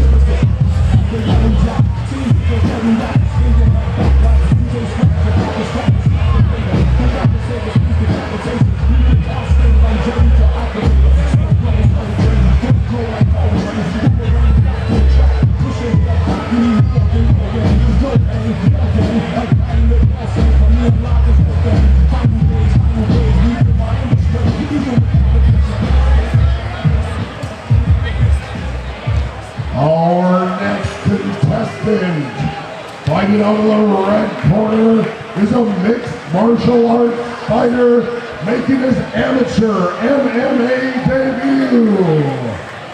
Representing Highland Fight System, fighting out of Sheboygan, Wisconsin, give it up for Russell Dangerous Warner! So I'm saying I thought Ben was purely a jiu-jitsu guy, and I don't know much about his stand-up, but seeing him there with Coach Jason Mentz in his corner, I'm sure he's plenty capable on the feet. Jason, very strong, fantastic kickboxing striking coach up there at CWB.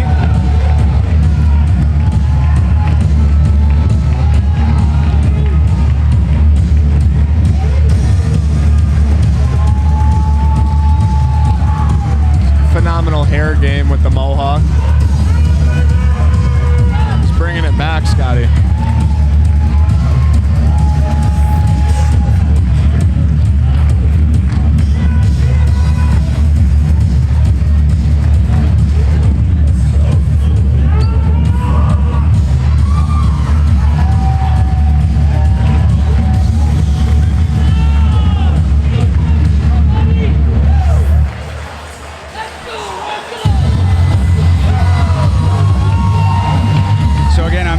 Sure, I'm going to speculate. I would be expecting Ben would want this on the floor pretty quickly, but let's see how it goes.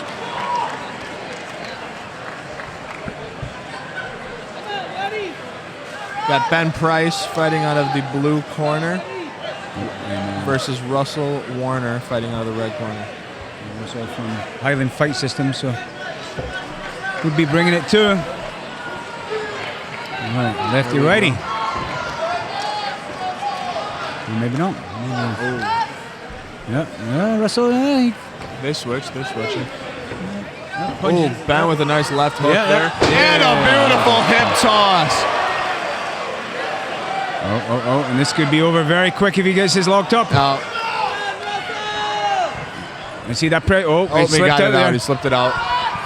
Now then, ordinarily you would say just jump on the back here, but they're both so dry and look at the pressure Ben Price is putting on there. Oh, he's got that arm in there again, He Scotty. does. Yes, he does. Oh, there's a tap coming, and that's tap. over. Wow, very impressive. Very impressive. Short fight, but dominant victory. Very impressive takedown, that head throw to begin the fight with. Yes. Very nice. We didn't see too much of his stand-up game, but he landed a nice left straight and a left hook, and he did some foot movement, obviously, switching from the southpaw and orthodox position. A foot movement, huh? What's up? Oh, yeah, you're talking about the submission there, or the... No, I'm talking about his stand-up game before the submission. It was I pretty. thought you were talking about the submission. No, I don't know what the... all technical of the... I don't know what the submission was. I don't know anything about jiu-jitsu, Scotty. I'm not going to lie here.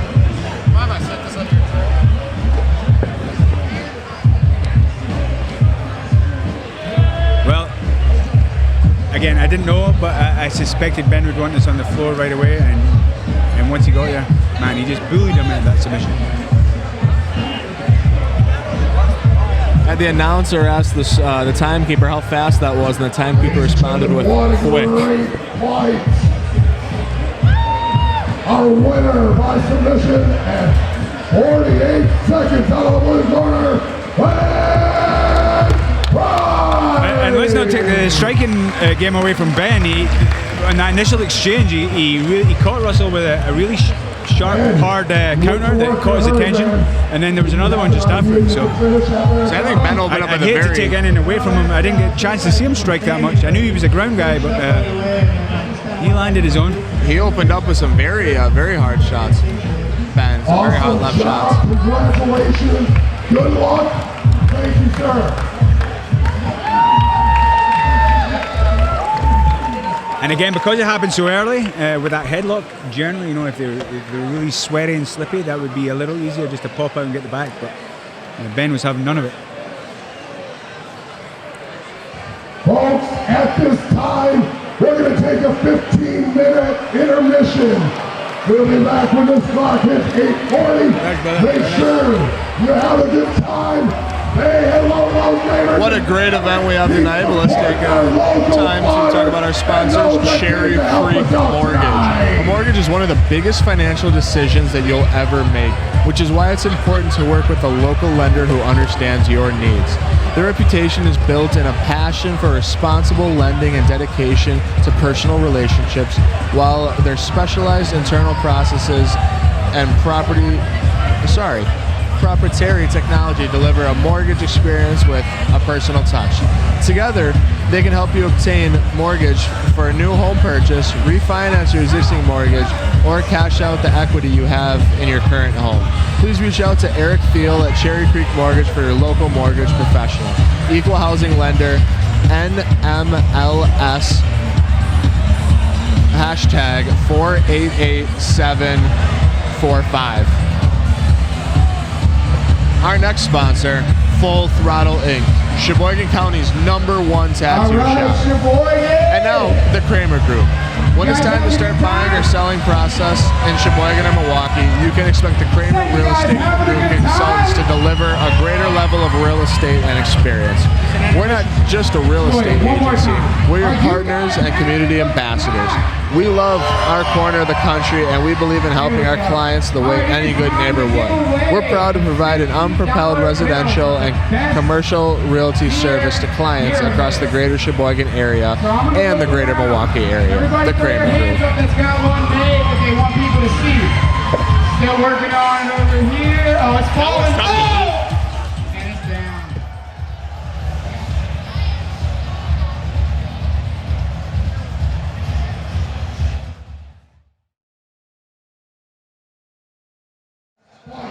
Is in the amateur kickboxing super middleweight division and will consist of 3 2-minute rounds. This fight is proudly sponsored by the official spot of our after party, Just Last Resort.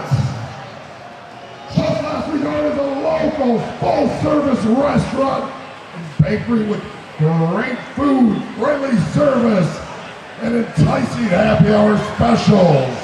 Our restaurant menu features steaks, seafood, homemade soups, fresh salads, and burgers.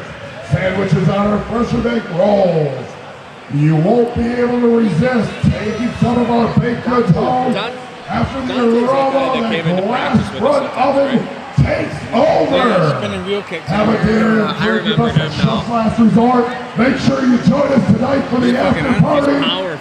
Now, walking in first from the blue corner, making his amateur kickboxing debut, fighting from Sheboygan, Wisconsin.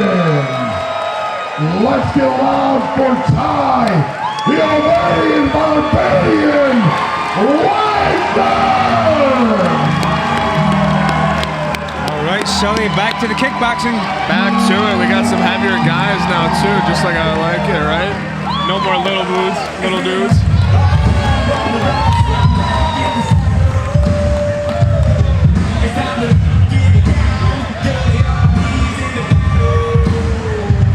Ty Wagner making the walk right now at a Wagner Sport MMA 190-pound kickboxing bouts.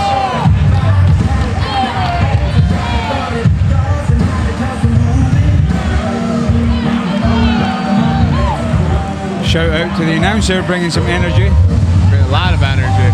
Suspect there'll be some laryngitis tomorrow. Sheboygan's Bruce Buffer. One thing, Well, you know, we've got dollar store Joe Rogan here. What's that? We've got dollar store Joe Rogan here. So we're gonna have dollar store Bruce Buffer. You're worth more than $1. Woo! All right, this young man's been out in the sun this sunburn. week. Yikes! One thing I like about That is a red belly. Yeah, sunburn or belly flopping. And fighting out of the red corner is a kickboxer. Okay, Ty Wagner. Also making his amateur kickboxing Not familiar with this young man. Representing Pura Vida, DJ Pura Vida back in the cage. And fighting out of the great city of Milwaukee. Give it up for Colton Sales.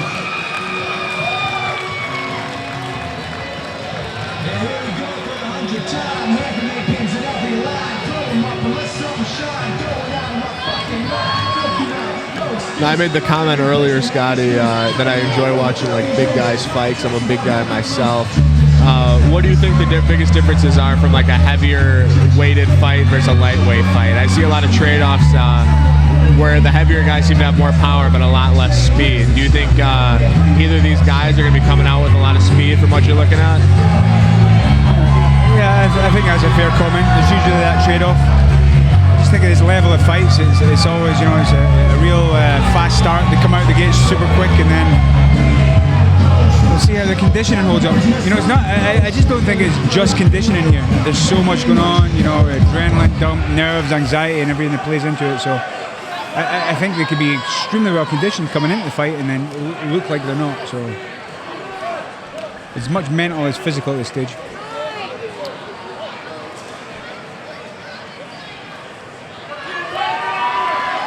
Ty Wagner out of the blue corner versus Colton Sells out of the red corner.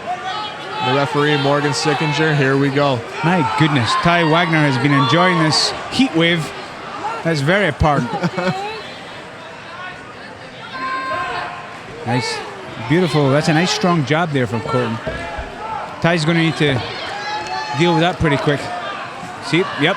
You don't even see it coming right through. Yep.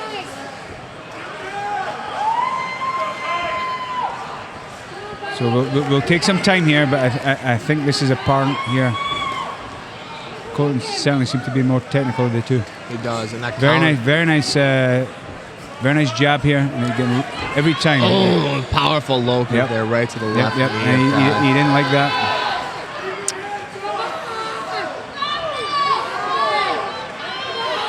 Colton's doing a very good job of protecting. And Mr. Wagner's already changing up that stance. Now I think this is oh, you can see that left leg is in pain. All credit to Mr. Wagner. I think Colton just is way too strong from here. He's hanging in there. A couple more leg kicks could do it. Oh, nice head kick there by Colton. Oh, that just missed.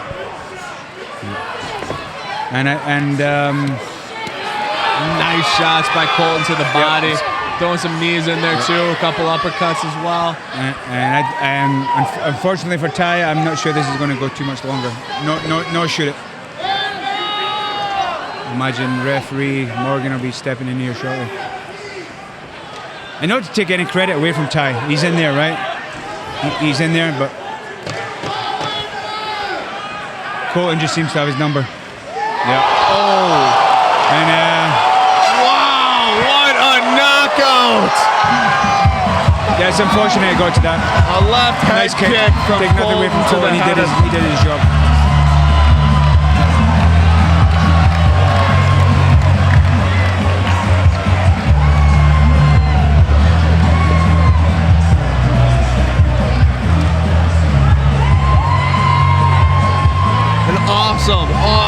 Awesome performance from Colton Sells there. He dominated that whole fight. He was landing great kicks to the left leg of Ty. He was landing great body shots. He was landing great head shots, and then we finished it off with the high head roundhouse kick. Yep, and I want to be careful what I say here because a tremendous respect to anyone who gets in the cage. I don't think Ty was quite ready for that. And it may have been nerves, it may have been adrenaline, but he just didn't look like he was quite ready for that matchup. And this is a challenge, Sully, you know, when it's, amateur debuts and that, there's very little history to go on. And this is where the greatest mismatches can happen. As people get a bit more data and matchmakers get a little bit more data, they tend to go into these fights, you still get mismatches, but you tend to go into these fights knowing a little more. So the debut fights are always a challenge to match fairly. But Colton looked very well there, very composed. I didn't catch his record. Did you catch Colton's record? I did not catch his record. But Ty Wagner's very, very comfortable in there. Ty Wagner's okay. He's standing up in the blue corner. However, when he did get up, I saw him ask his corner what happened. He didn't even see that kick coming. But I do agree with you, Scotty. Though it does take a tremendous amount of courage to step in there. And Ty Wagner, however, he didn't come out with the win. He still has something to learn from. It does, and well done to Colton. Hopefully Ty washes this off. 56-second mark out of the red corner. Please give And up for Colton. he was still defending himself. As I say, I perhaps would have liked that to be stopped before the head kick. But I think he was just doing enough to justify Morgan not stopping it. I think it was a good non-stoppage by Morgan. There was a time where the fight ended up on the cage right here, and Morgan gave the opportunity for Ty to continue fighting or not, and Ty said that he wanted to do it, and I think Morgan did a good job on his decision to keep the fight going. But it's tough at this stage, again, because as I say, you can find out it's a mismatch very, very early on in the fight. And it's a tough position to be in. You don't want to discredit no one wanted to discredit or disrespect Ty there by stopping him, but you want to keep him safe. And, absolutely, it's just tough when I think it was very early on in that fight. You kind of knew the outcome. Yeah, it was somewhat inevitable. There was definitely there's a skill differential there for sure. Knockout, TKO, grappling, kickboxing. All right, onwards and upwards. Alex Biddle versus Brian Jordan. This should be a good scrap. I just spoke about, perhaps, the challenge of having a mismatch, but I know two of these kids. Absolutely. Extremely athletic, extremely game, and I'm looking forward to this one. This is one that I was actually looking forward to as well for a while now, since the beginning of July when this fight was announced. I was telling you on the ride over here that I'm really excited to see Alex Biddle in cage fighting. I know he's had a couple of pancreation fights where he's had some success with some dominant victories in his wrestling background. Translating his wrestling to the cage, turning that into victory. But I want to see how he does it in the cage when head strikes are here now.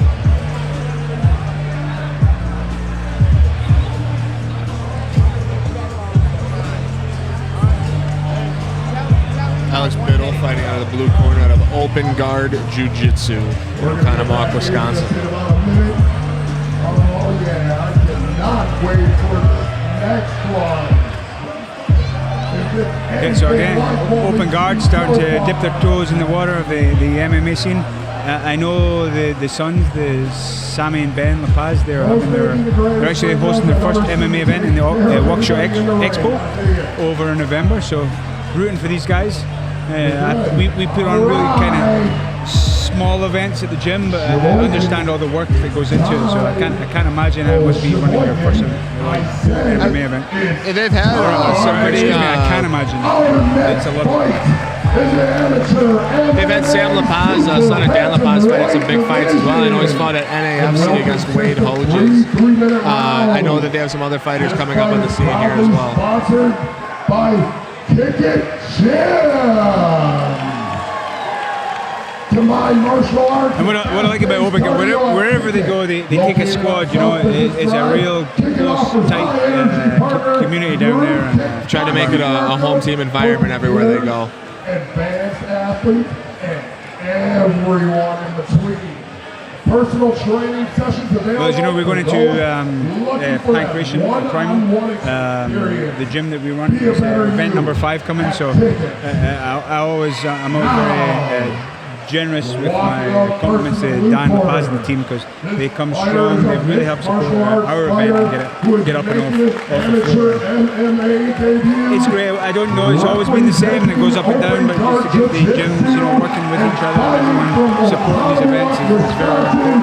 At the end of the day, we're all individuals. We're all for the team, but we're all in Team Wisconsin in one sense. You know, we all want to see the sport grow within the state and see what it produces.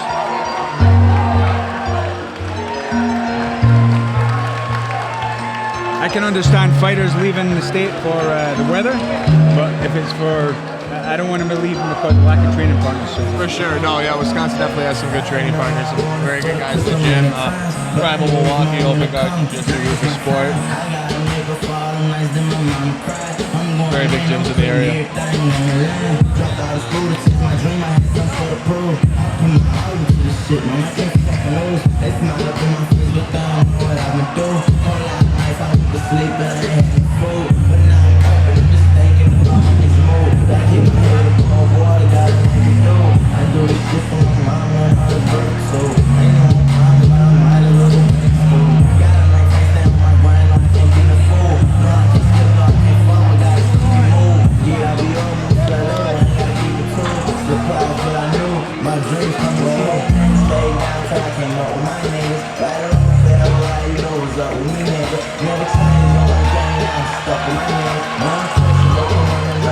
Certainly appears confident, young Alex.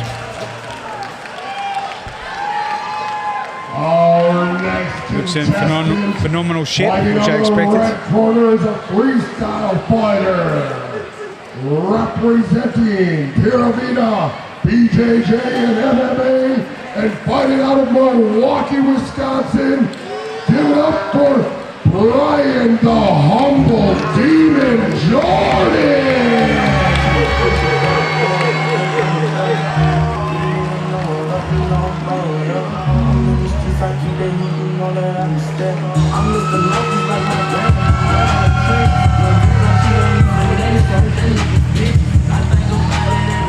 Scotty, what has Alex done in his pancration events? Did he go straight from wrestling, or did he stand up at all?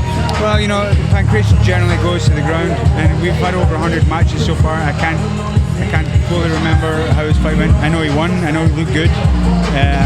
If I remember correctly, a very, very kind of strong, scrappy, athletic, aggressive grapple. You're telling me you don't remember exactly what happened in every 100 matches? Come on, Scott. I remember what happened in yours, Sully. We're not gonna talk about mine. I remember what happened though.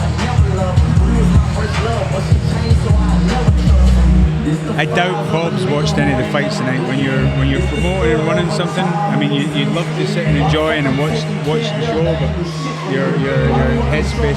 I couldn't imagine the anxiety it would take to put an event like this together, just to get everything going together at once. I mean, oh my gosh, Bob did a phenomenal job putting this event together. Well, yeah, you know, the last time I saw Bob, he was in the cage. He was in the cage fighting. So I don't know what's been more nerve-wracking for him. But anyway, fine promotion so far. A little mean mugging going on here. All right, I expect this to get off to a quick start. Biddle versus Jordan, 145.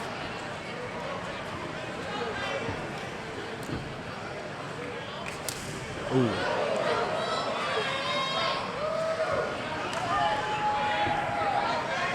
Biddle with some quick hands. Yeah. So what's apparent immediately? They're both pretty relaxed here.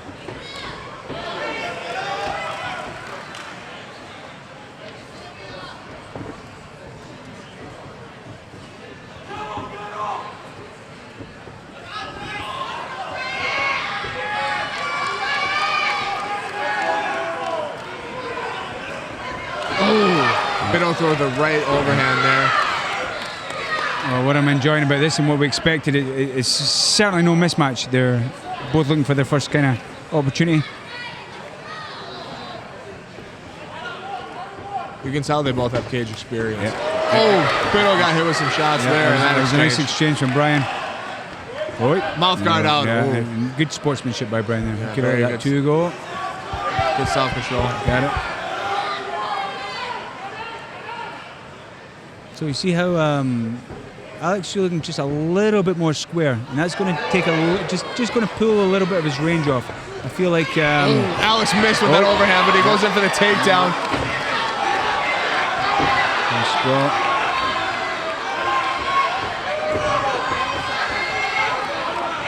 Oh, and this might be. Alex got hit in the nose. He's bleeding from it, breathing heavy. His mouth guard fell out. Oh, he got hit hard there. And I think that's a cut from his left eye or right eye. Yeah, so he's got to put that mouth guard back in. Looking a little shaken. I'm thinking perhaps Alex has broken his nose here. It's hard to say, but I think that's where they kind of. Oh, Alex got knocked out. Oh!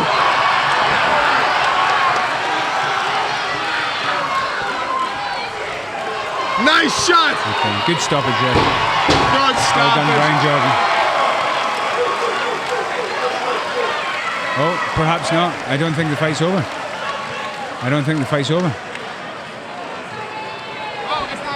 The fight is not over. Looks like we're still going. Not sure either are thrilled about it. What do you think, Scott? Should this fight be stopped? I don't think either of them are thrilled. You know me. You'll hear me say all the time. I think come back next week. Come back next month. I don't want to see these kids take too much damage at this stage. I think Alex might have a broken nose. He's streaming pretty hard there. Is the doctor coming in for Alex? Yes, he is.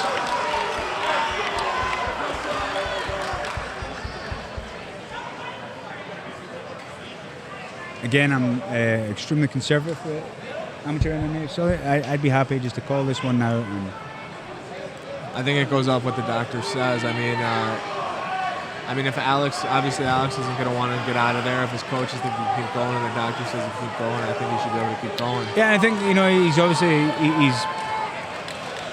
he's up in his head now. It looks like he might have a broken nose, and that's going to be taking his attention away from actually fighting. Maybe this little break might give him a little time to regroup. Maybe Coach Dan will step in here.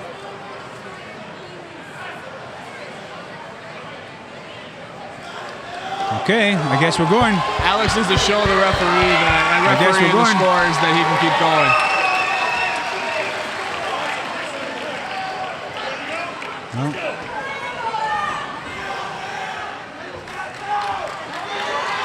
And Brian's really going to have this confidence now. So and that might be the big difference here now. Just this kind of this confidence here. Although. Now I think Alex has still got plenty of spunk and power. He does. He's not fighting like he's the injured man at all. He's on the offensive. He's still swinging. He's still very dangerous. Some powerful it seems shots like whatever's happened to Alex's face is really, really aggravating him. Was getting in his way. That mouth's kind of open. He lands a heavy shot there from Alex.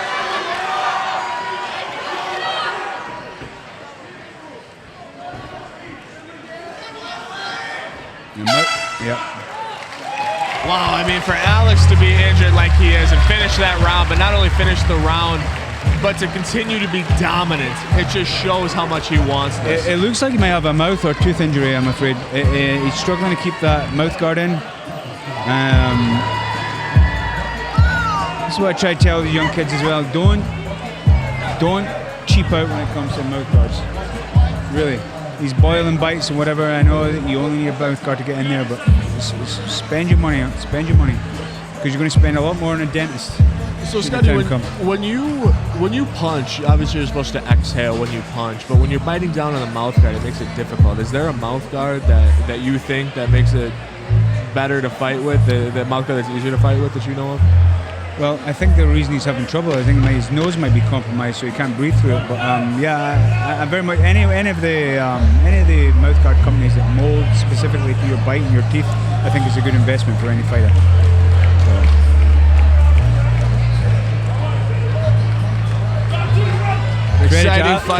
Credit to Alex. Still in there. An exciting fight so far. Round 2. Here we go. Again, I look for this jab from Brian. I think he's still very much respecting what Alex can throw back here, but see, I really like the jab game here, and Brian. He's just trying to get it in, but it's tough, you know. He knows Alex is on the back foot. He's looking, swing, maybe get a lucky shot or haymaker, and Brian's being cautious, which I think's pretty. Trading some blows right there. Yep. Every time Alex is about to throw that right kick, Brian tries to block it. It'd be a perfect time for Alex to drop down for the takedown. I think that's showing a lot of maturity here from Brian. Nice shots.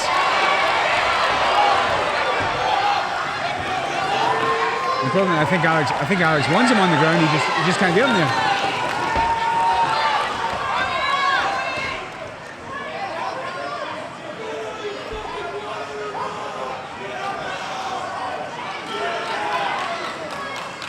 Yeah, so again, I'm speculating. I think either a couple of things. His mouth guard doesn't fit very well. I think his breathing's compromised, so his mouth's open. Might just be the mouth guard so wet from the blood, it's not staying in as he's not biting down on it. Oh, knocked out cold!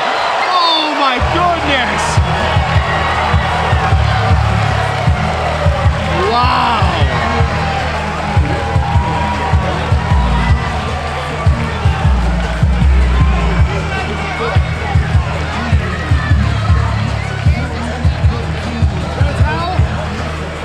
Wow, what a shot!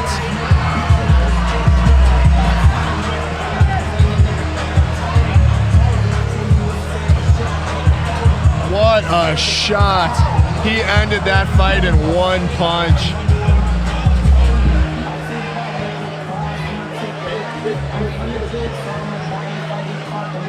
Well, all credit to Alex. He's back on his feet.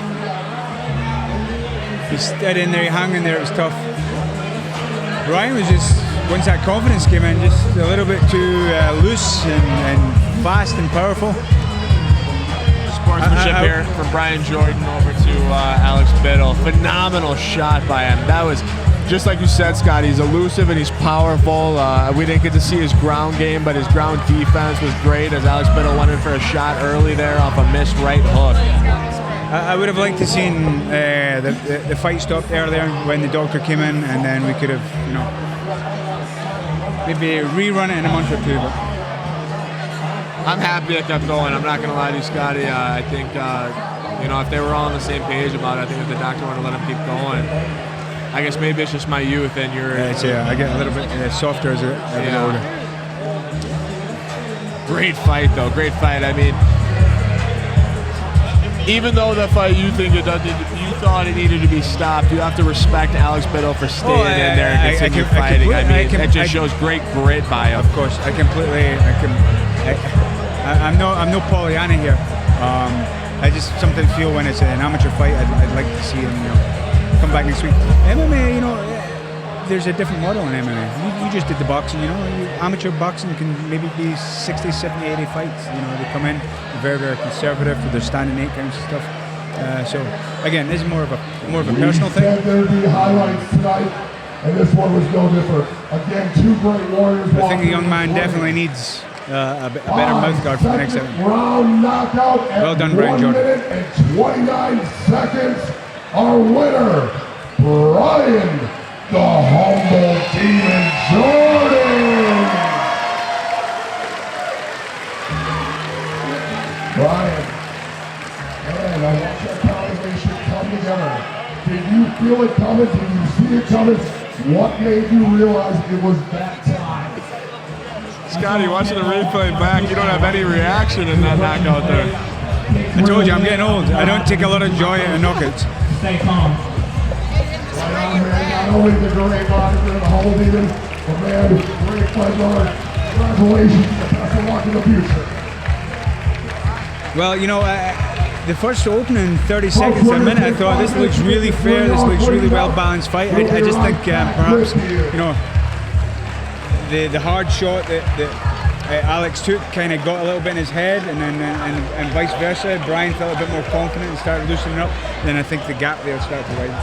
It is hard to come back after taking a shot like that, but I mean, Alex did it just about as good as anyone could do it. I mean, when he did come back, he was still on his feet, he was still trading punches, he was still trying to deliver combos.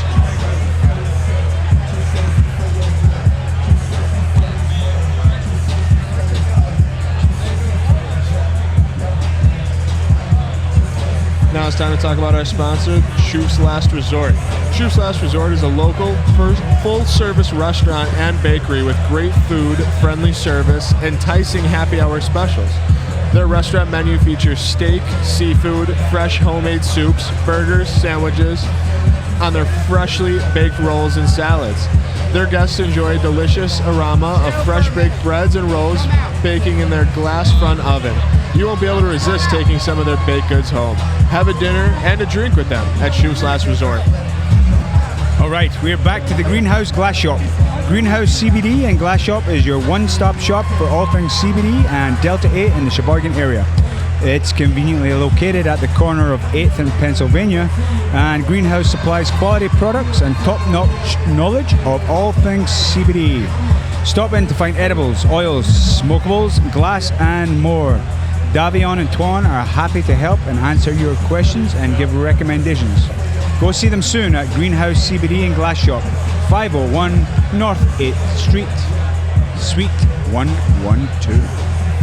And now we'll talk about our sponsor, Classic Title Services. Have peace of mind with your title and closing needs. Classic Title Services, trusted by your friends and neighbors in Sheboygan County for almost 20 years. All right, Sully.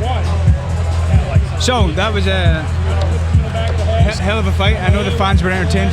I won't be getting asked to commentate again. I know I just bum everyone out. I want every fight to be stopped. I'm like, you know, I'll be in there with my handbag soon. That was awesome for me, Scotty. I mean, I've never been that close to a knockout, or I guess knocked down like that before. I mean, he put him right on his behind.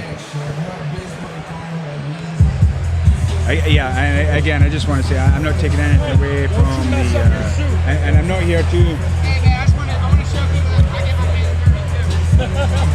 No, you're admin now. You don't do that. I know the Wisconsin Fight Regulation Commission do their best to keep the fighters safer, so I'm certainly not here to keep bumming. I'm certainly not here to keep bumming everyone out with the amateur scene. It's more of a personal thing for me. But anyway, I'd say great fight. Congratulations, Jordan. What Alex did get out of that is you see how much grit he has to stay in there. He certainly didn't fold. And then, yep, the shot you don't see coming.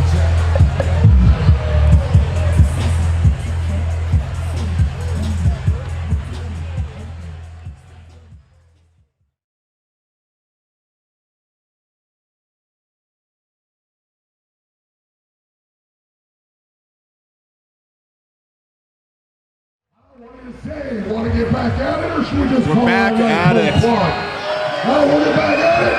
Hey, yeah, I agree fully.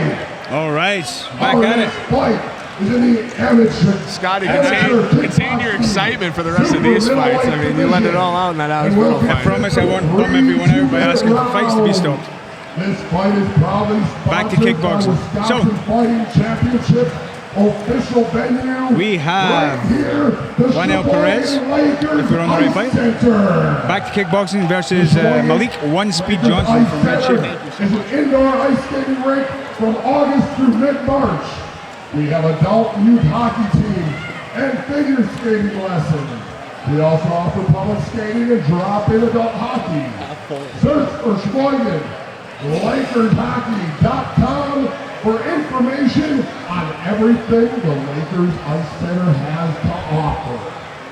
Now, walking out of the blue corner, to the blue corner, this fighter is making his amateur kickboxing debut. So again, this is from open guard. You've got to be tough, you know. You're walking out to the cage to fight. Your teammates just lost, you know, and got hurt. So I'm sure that's rattling around in his head a little. Open guard having a tough night so far. See if they can make it 1 for 3 here.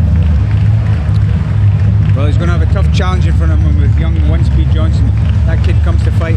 And again, I'm not picking any favourites here, but I do feel Malik was got kind of the wrong end of the decision on his last fight, which was close, but you know, I felt he was, I wouldn't call it robbery, I felt he done enough to win that fight, so he'll be eager to get it back and maybe put on a stoppage.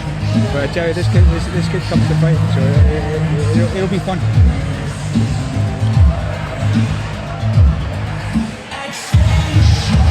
And Winnell too, he comes to fight too. He'll be looking to get one back. He lost to Isaiah Culp in MMA earlier on this year. In that loss to Isaiah Culp, he was mostly dominated on the ground. We didn't get to see too much of a stand-up game relative in terms of kickboxing, so it should be interesting to see what he can do here. I've seen him move around though. You know, I've seen a couple of his fights in his back-racing matches. He's got good stand-up. Red Shaper MMA. And also fighting out of Milwaukee, Wisconsin. I do think without even seeing them come out that there's going to be enormous pressure and aggression advantage for Malik here. He's fully earned that. He's fully earned his nickname One-Speed.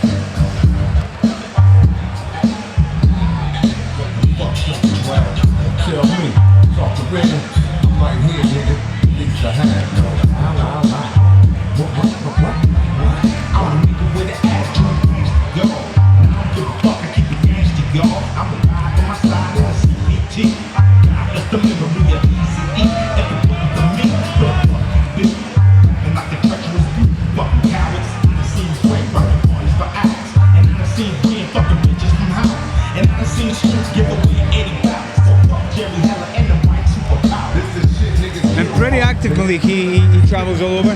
One of Ben Izari's striking projects there, so now he trains his ass off. So I see continual improvement in Malik every time. He was this young, wild, scrappy buck, but every time he comes in, you see the skills develop here. So don't blink; it's coming out quick.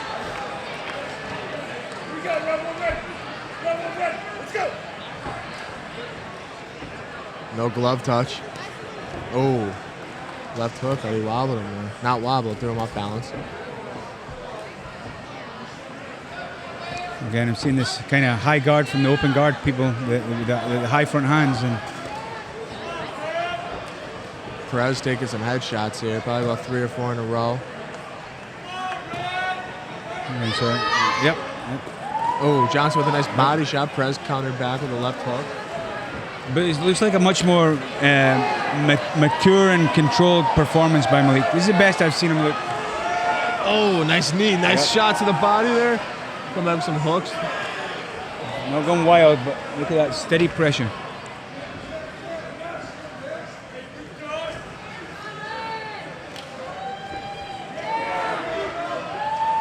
With a nice uppercut if it landed by Johnson. Ooh, Johnson with a nice head movement. Yep. Dodged that left hook. So when I see a lefty and a righty going together, I really want to encourage winning that front hand battle. They've both got pretty tight guards right now, and I think that's there for being exploited. There's the front hand battle, but isn't there also the front foot battle of wanting that outside control? Yeah, I mean the way they're circling and stuff, but you definitely want to pose your will with this front hand. And when you say front hand battle, what do you mean by that? Like how do you win the front hand battle? Because it's lefty versus righty, you want to kind of negate the jabs, and if you've got the longer front hand and you're winning that front hand battle, your jab's a little closer and a little more likely to land. I just think it sets things up first. You know, it's Winnell, it's the lefty, so he should be used to going to righties the whole time, whereas Malik's generally going against righties. Seems like the fire is out in Johnson a little bit. Perez is able to get more comfortable in the match. And as I say that, Johnson landing some heavy headshots here. Oh, a kick right on the bell. Good round for Malik. Good first round. I would assume a unanimous decision for Johnson in the first round. Well, I like what Malik's done here again. 'Cause I watched some of his earlier fights and they're just kind of chaos, but he's really settled there, still aggressive, still strong, still throwing his numbers, but seem to be a lot kind of cerebral and smart with it. Good stuff. Very good stuff. Winnell's going to have to pick this pace up. Malik can do this for another 10 rounds.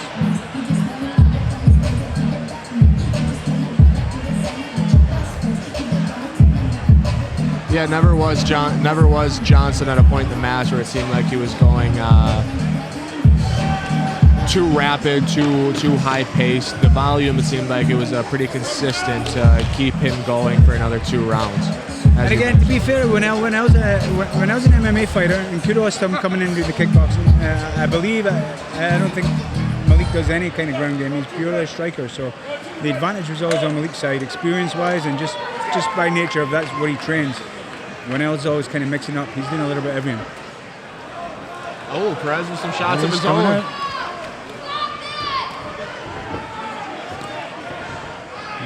Good straight by Winnell. He's still in there. Nice kick there by Perez. With Johnson, he throws that right hook to the body of Perez. That's open for a shot for Perez's left cross, just to land him right in the head. It could put him down very easily there. His body's exposed, his head's exposed while Johnson is throwing that, but he throws it so quick where it's hard to catch him.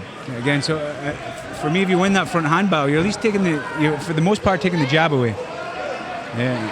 Oh, nice trading shots nice there on the body wall. Johnson going upstairs. Hook after hook after hook, landing it on the jaw of Perez. Perez, tough chin though, he's still standing. Referee breaks him up and sends him back in the center. Oh, nice uppercut there.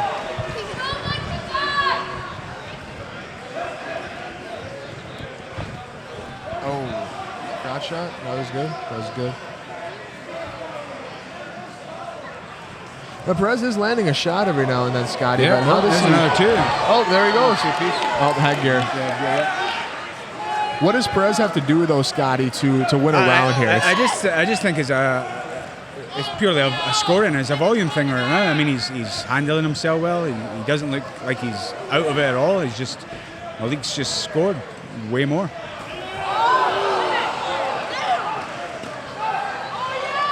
Oh, there he goes. Malik going upstairs with those hooks. We just got the 10-second mark. Referee might get in there. Back on him. Oh. Oh my goodness. Nice shots by Johnson to the head of Perez. 2 rounds to nothing. Perez has got to get a knockout here in this 3rd round to win. So this is what I like what Malik's doing. When I saw some of Malik's earlier fights, it was all foot on the gas the whole way. What I see, the development here is doing a good job as he's picking and choosing when he lets it go. So when he's got him against the cage, that's the old 1-speed I know. Giving it hell, But, yeah. He's doing a good job of pacing himself now. But Winnell, man, he's still in it. Yeah, Perez doesn't seem too fatigued, but neither does Johnson. They both seem to still be in this fight from a conditioning standpoint. It's hard to see Winnell pushes back. I think he's very clearly 2 rounds down. He's got 1 left, and I'm not going to say the momentum's going in his way. He's hanging in there, but I think he's probably going to need something pretty spectacular or lucky to win this round. Now the referee is pulling, I'm sorry to interrupt you, but he's pulling Dan La Paz, the coach of Perez's side. What do you think he was saying there? I think he might have been saying this needs to be competitive, otherwise he's going to call it. Perhaps.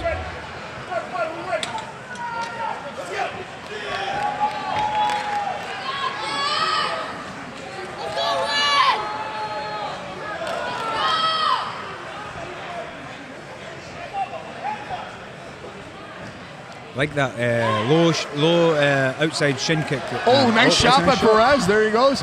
Doing just what he needs to do to win this fight. Now he's slipping shots. Oh, nice Nice inside low kick. Nice up kick to the body. Now he's on some shots of his own, putting Johnson on the wall.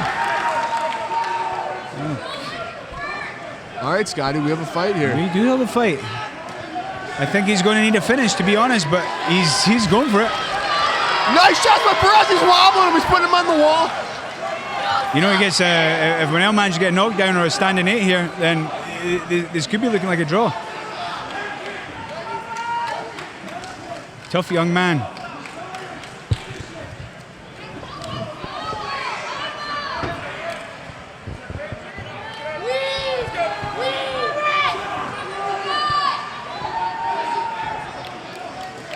Oh, nice shot there by Perez. Yep. Nice hook. You know, I knew. Oh, Winnell. he ended up with a right hook of his own.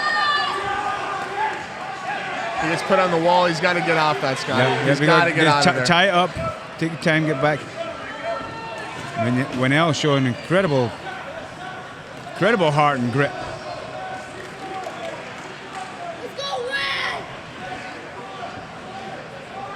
He can't be taking. I want to be breaks fair, too. I think this is quite clearly his round. Nice shot by Perez. Yep. Johnson has been clearly dominating this fight, but Perez is turning around here in the third period. Now, what a shame the first couple of rounds weren't 10-second mark here. Quite so even. Swing and bang to end the round. Awesome fight. Great Kickboxing fight. versus And you know Johnson what? and Perez. Kudos to young Winnell. He really came back there and brought it on the last round. I think he won the last round. I think so too. Although Malik was still game, I think it's for me it's clearly Malik's fight. Let's see what the judges think. I'll be interested to see if it's 30-27 or I would have scored that 29. 20, I would have gone, 29-27, right? 27. I would have given one 10.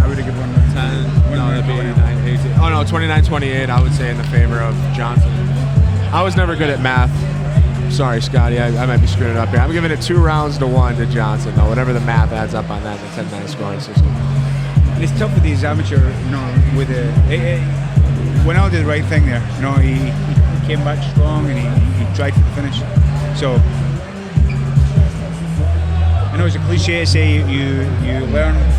I know it's a cliche to say you learn from a loss, but I think Winnell took a lot away from this. 2 rounds down, getting dominated, pretty handily getting dominated and coming back and really putting on a show this last round. I don't know whether the judges saw that last round. It was more even, but I would have given that to Winnell for what it's worth. Ladies and gentlemen, people of Sheboygan, we have a unanimous decision. Judge 1 scores this fight 28-29. Judge 2, 28-29. And Judge 3, 28-29. Out of the red corner, One Speed Johnson. That was a good fight. I think that was a pretty straightforward fight to score as well. I think that was a phenomenal fight. All the fights in this card have been absolutely action-packed tonight. And for me, Winnell showed a tremendous amount of heart. You kept working and kept grinding. At what point did you think maybe there's a chance I can take this thing? I just knew that I had more experience as a opponent to finish the fight. That's what I did. And you stuck with it, man, all the way through. Congratulations. Best of luck in your future. Scotty, clearly the mindset of Malik Johnson there was to go into that third round knowing that he won the previous 2 rounds. What do you think about that on his, neutral approach to that third round? I'm pleased for him because, as I said, I definitely think he won the fight. I think he was unfortunate to have the decision against him last time. But that's it. Headgear, big gloves, shin pads. It's not easy to get a finish in kickboxing in a relatively easy match fight in 3 rounds. So people say don't leave it to the judges, but it's not easy to get the finish either. So you're going to be at the mercy of the judges for these closer fights. I don't think that was particularly close. I think the scoring was good. I had it 2-1 myself, but I'm glad he got it back. Good for him. You dominate rounds like that so much, it's hard not to go into the third round thinking you won with a little bit of a relaxed mindset. Passive mindset. You could have said the same in 1L, like, oh yeah, I'm 2 down, I'm losing the fight, I'm just going to kind of find a way out or go on damage control, but he didn't, he brought it back. So. With some of the best day entertainment you can get. All right, enough of me standing It's here. time to talk about our sponsor, Kick It. What do you say we Kick It get is a back combined at martial arts and fast-paced our cardio next at Kick It, fight located in is South the Business Drive, on South Business Drive. featherweight Kick It offers division, high-energy and will partner consist and group of kickboxing workouts for 3 beginners, rounds. advanced athletes, and everyone in between. Anybody know Personal the training rules? sessions available for those looking for that one-on-one experience. Build stamina, improve flexibility, burn calories, and build lean muscle with Kick It. Our next sponsor, Digital Designs. Are you in need of a graphic designer that doesn't break your budget? JP Digital Designs has you covered. Logo design, decals, t-shirts, and more. You can find JP Digital Designs on Facebook. And the third, Sheboygan Chiropractic. Sheboygan Chiropractic exists to create a happier and healthier community through excellent chiropractic care and rehabilitative therapy. Sheboygan Chiropractic is committed to restoring health, promoting wellness, improving function, and empowering all ages to reach their maximum potential. Sheboygan Chiropractic. Come on now! Wow! Do you think our table mates will give me a starburst here? My mouth's watering too. Thank you.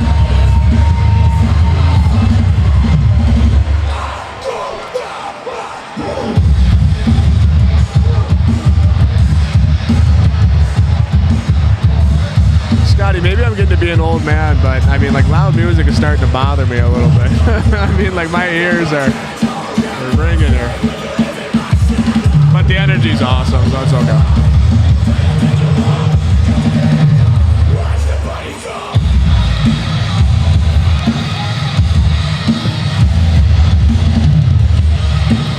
So, Taurus Welch, I have to assume he's a brother of Raven. That was the guy earlier before.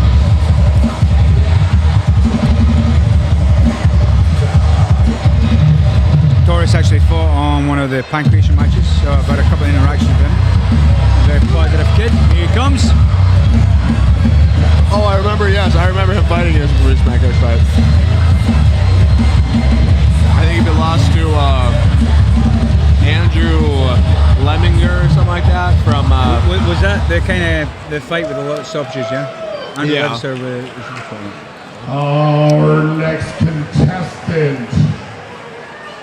that was a long fight, right? That was a long fight. Multiple shorts for the Multiple Chuckies. Multiple rest breaks. I forget how that Taurus win that. I can hear you, Scotty. I'm sorry. Our very own hailing out of Sheboygan, Wisconsin. Get with me and give it up for Gavin, the Reverend.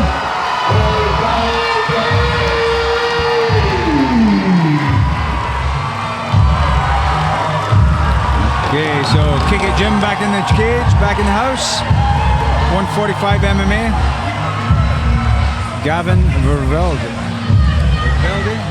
Jamie Landowski was recently on the Sully Special podcast as well, Scotty. If anyone wants to subscribe to the Sully Special on YouTube. Oh yes, please subscribe to the Sully Special. Wingman here, Sully, has a podcast where he interviews lots of the local and regional MMA fighters and competitors, coaches. Who's your biggest star so far? Probably Rafion was the biggest name. Rafion Stas came on. Bellator champ. He's a character, right? He is a character. He's the interim champ right now. He was making big news in Bellator, talking about his most recent opponent, using some vulgar language, to say the least. I'm always fascinated by these high performers and the stories and what. I didn't know that much about Rafion, but he was speaking about the grind and the times and the moving around and going to different college, different wrestling clubs and everything. And He didn't start wrestling until he was a junior in high school, and he turned it around to be a 2-time national champion in college. That is phenomenal. It's a comedy dominator, right? Hard work and grit. All right. Oh, I looked at the fight card wrong. I thought this Doris was Welch versus Gavin Vervelde.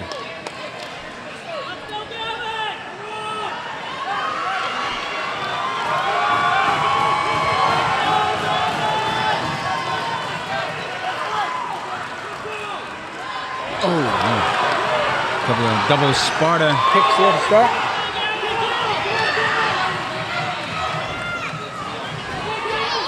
Both guys kind of just ran out at each other. Looks like Taurus is. Can you get this?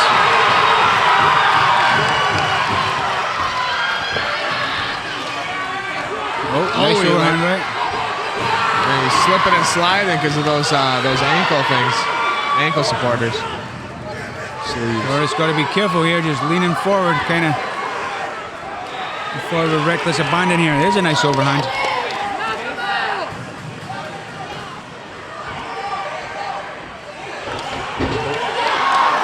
The takedown. So he's got the single leg now. He's trying to turn the corner, but watch with his guillotine. But he's trying to turn the corner, but he was caught with that guillotine. I thought, is he still in? Oh, he's got that deep, Scotty. He had that deep.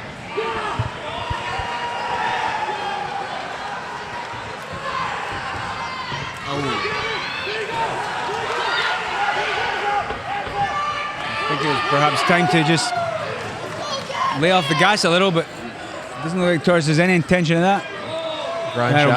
That'll give them a break. So again, I know it's a tough problem to deal with. I do feel like Gavin with the reach advantage should just be, the cage isn't huge, but it's not small either. And the way Taurus is coming forward, maybe just stick and move and get a bit lighter on his feet. Anything can happen in a Taurus needs to close the distance. And that's what he's trying to do. I do feel like he needs to get his hands close together. There you go. Now he's got them together. Scotty, there's a cage there. Don't flinch. Yeah, as Taurus is going in there for that takedown, he's taking some damage from some teep kicks and some good punches. Here's what I'd like to see Taurus here is a good low body lock and just maybe taking one of these legs out with maybe an inside root. I don't think he's in danger of the guillotine yet, although it looks like it's getting closer. It is. He's sneaking it in there. It's a good opportunity, not so much now. It's a good underhook there by Gavin. I'm spotting him kind of little Nelson. Taurus has got to get that right hand out of there and reshoot. But he's got to watch out for the guillotine. His head's really far outside of his shots. He's got that body lock. And easier said than done. Taurus could easily drop for the double here. Gavin's. Oh, there you go. That's an awkward landing. I thought that might have been a knockout. The way his head landed on the ground. Credit to Taurus. He ain't giving him an inch. Little breather here. And a mount. Full mount. Here he goes, Taurus. He's got to get that head out and not get swept. Gavin committing to this guillotine, but really he shouldn't be getting guillotined from Mount. And he got swept. The position's flipped. Taurus is on his back. And he has Gavin in his guard. End of the first round, action-packed first round. Scotty, that one could go either way.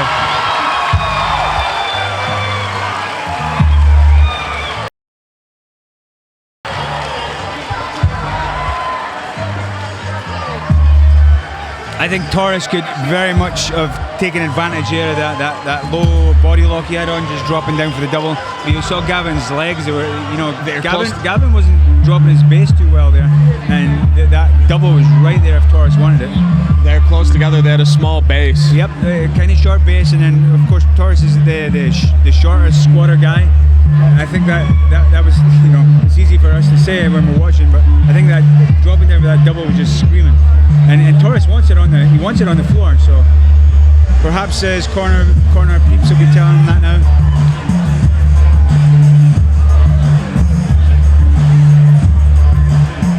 Even though that was a hard-fought first round, I don't think there's too much fatigue going on. I mean, yeah, it seemed like selling it. They're blowing their first, second win coming up. I think Torres' game plan is going to be the same, right? Close distance, try and get a hold of Gavin. I really feel if I was in Gavin's corner, I'd be telling him just to stick and move, use that range, especially when Torres is kind of coming in with reckless abandon, and just stick and move, just pick and go. Nice. Good shot by Torres to close that distance. That's what he's got to keep. Oh, good slip. He should have shot there. Oh, he's got to watch out when he's moving that head. I mean, he's putting it right down there for a kick, a knee, an elbow, a punch. I tell these taller fighters all the time, let the shorter guy come to you. I know it might feel a little boring or whatnot, but it's an enormous advantage. Use it. Don't give it away. Let the shorter fighter come to you. They commit, you get your read, and then you go. Nice. You get your hands together. I really want to see Torres finish to a double leg right here. So it's going to be a little harder now. You see, Gavin's got that underhook and a nice whizzer there. So it's stopping Torres from getting down, but Torres has his hips here. He could quite easily do a kind of reap. There he goes. Now he's going down. Now he's got it. He's going to turn him off the cage here. Turn him off the cage. Oh, throw him on. Nice takedown. Just like we wrote it up, Scotty. Now he is trapped in there. I mean, not the guillotine position to the point of a submission, but that guillotine is in. You never know at this stage, Referee Morgan Gavin's halfway there with the guillotine. I'd like to, for when I'd like to see him commit to this. He looks like he wants to get up. So this is where, again, there's what Torres needs to do. He needs to grab these hips and turn them off the cage. Cage is kind of helping Gavin just now. You can see how long Gavin is with his legs and arms, with his reach. It's going to be hard for him to get those heels on his hips to push Torres off him.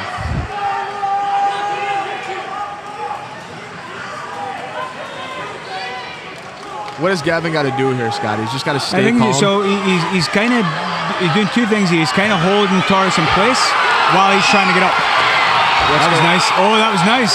I don't think he has this. The angle, he shouldn't quite have it, but you never know. Full mount? No, just keep it. Torres needs to keep it this time because he got reversed far too easily the last time. And just right him. And this is the problem here when he starts to commit to punches, then he's not thinking about his base. Scary position for Gavin. Can Torres capitalize?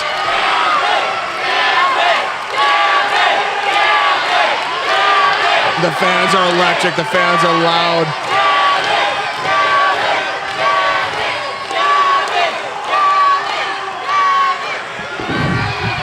It's a nice round for Torres. Pretty dominant. Looks like he might be going for looking for a key lock here. And this is when to go for it. Come on, Torres. See, you hear that 10-second clacker? The chances of a submission are very low, and then you go for it. That was good fight. That reach is doing a lot for Gavin. I mean, Torres had Gavin in a really dominant position there with that full mount, but Gavin was able just to push his hands off just to survive to live another round. I think Torres is going to come into this third round with a great deal of confidence. After the first round was a bit scrappy and wild, but I think he was in full control there. I don't know how the judges have scored this first round, but I would say it's anyone's match right now, Scotty. And again, that cage can be your friend or your enemy, and sometimes it's hard to know. For me, I would have gone for Torres. I'd have tried to get Gavin off that punch. he was using it to set up and create some kind of space and create some disconnection. Torres did have the mount in the first round, but he might have been penalized in the scores cards due to that groin kick. I'm not sure that was perhaps a warning. I don't know if it think was a point taken off. Point deduction. I don't think it was. So. No, I don't think so either. But good low kick. oh, nice head shot there.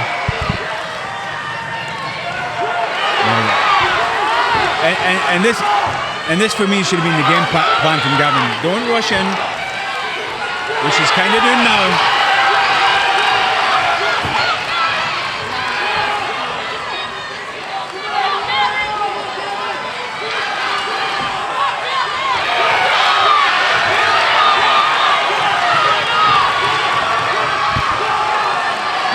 Much better strategy from Gavin here.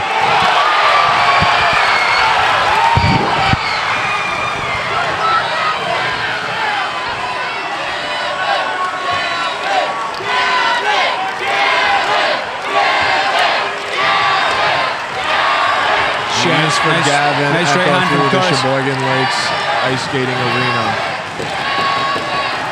Oh, he missed on the kick, but he came back with a spinning fist. We've got the hands together, Phil. Again, here we are again. It's right there.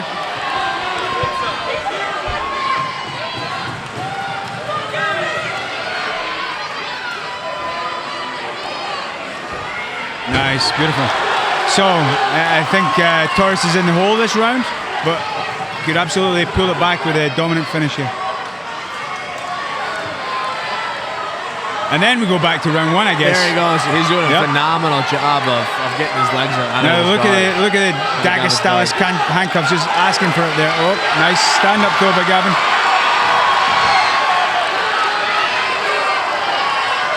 A lot of pressure here.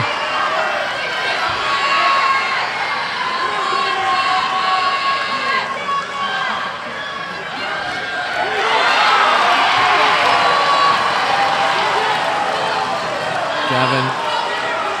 Oh, and this looks tight. This looks tight. Torres giving everything he's got. You don't like it. Regardless if he taps or not, Torres has this round right now. So who's going to come on top? He needs to come up on top, though. This could be a little decider here. Who wants this? Who wants it more? Who wants it more, Scotty?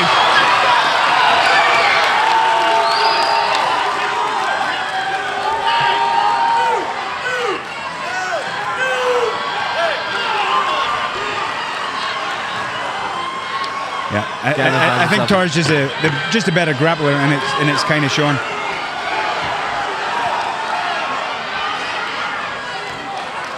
I'm going to use this fence though. Watch him push off here, maybe. Good fight, boys. Good fight.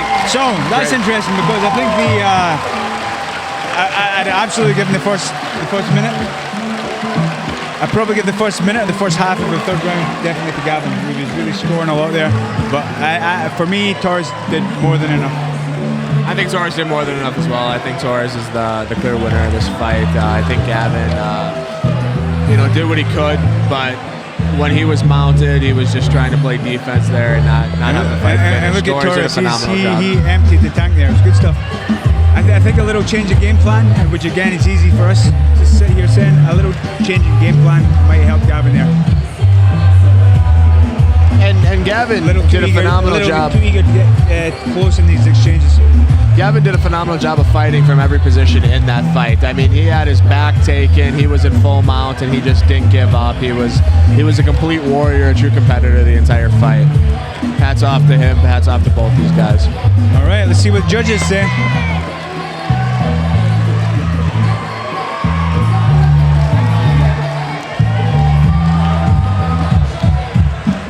If I was a betting man, I'd go on Torres, but and I am a betting man. Broke, so what does that tell you? Fair enough, fair enough.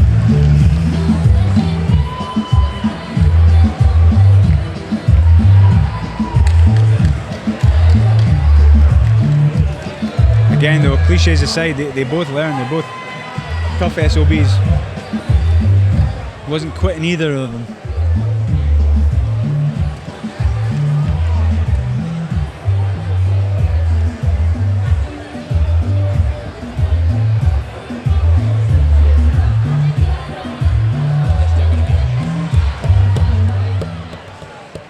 Decision has been made.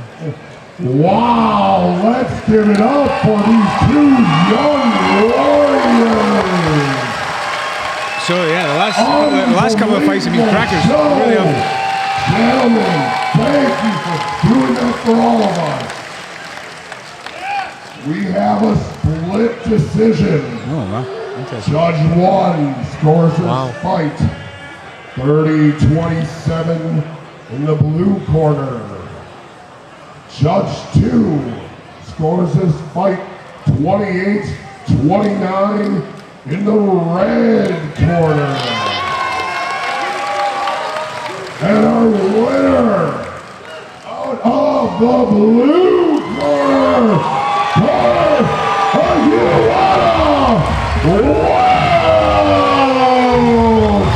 on a score of 29-28. It was a good fight. It was a good, well-matched fight. Stylistically, that is the game strategically. right there. I think the correct decision was made there. Does not get any better. Give it up for these two. That's what this is about. That's great to see as well. Way to leave it here. Reverend. Great sportsmanship, young man.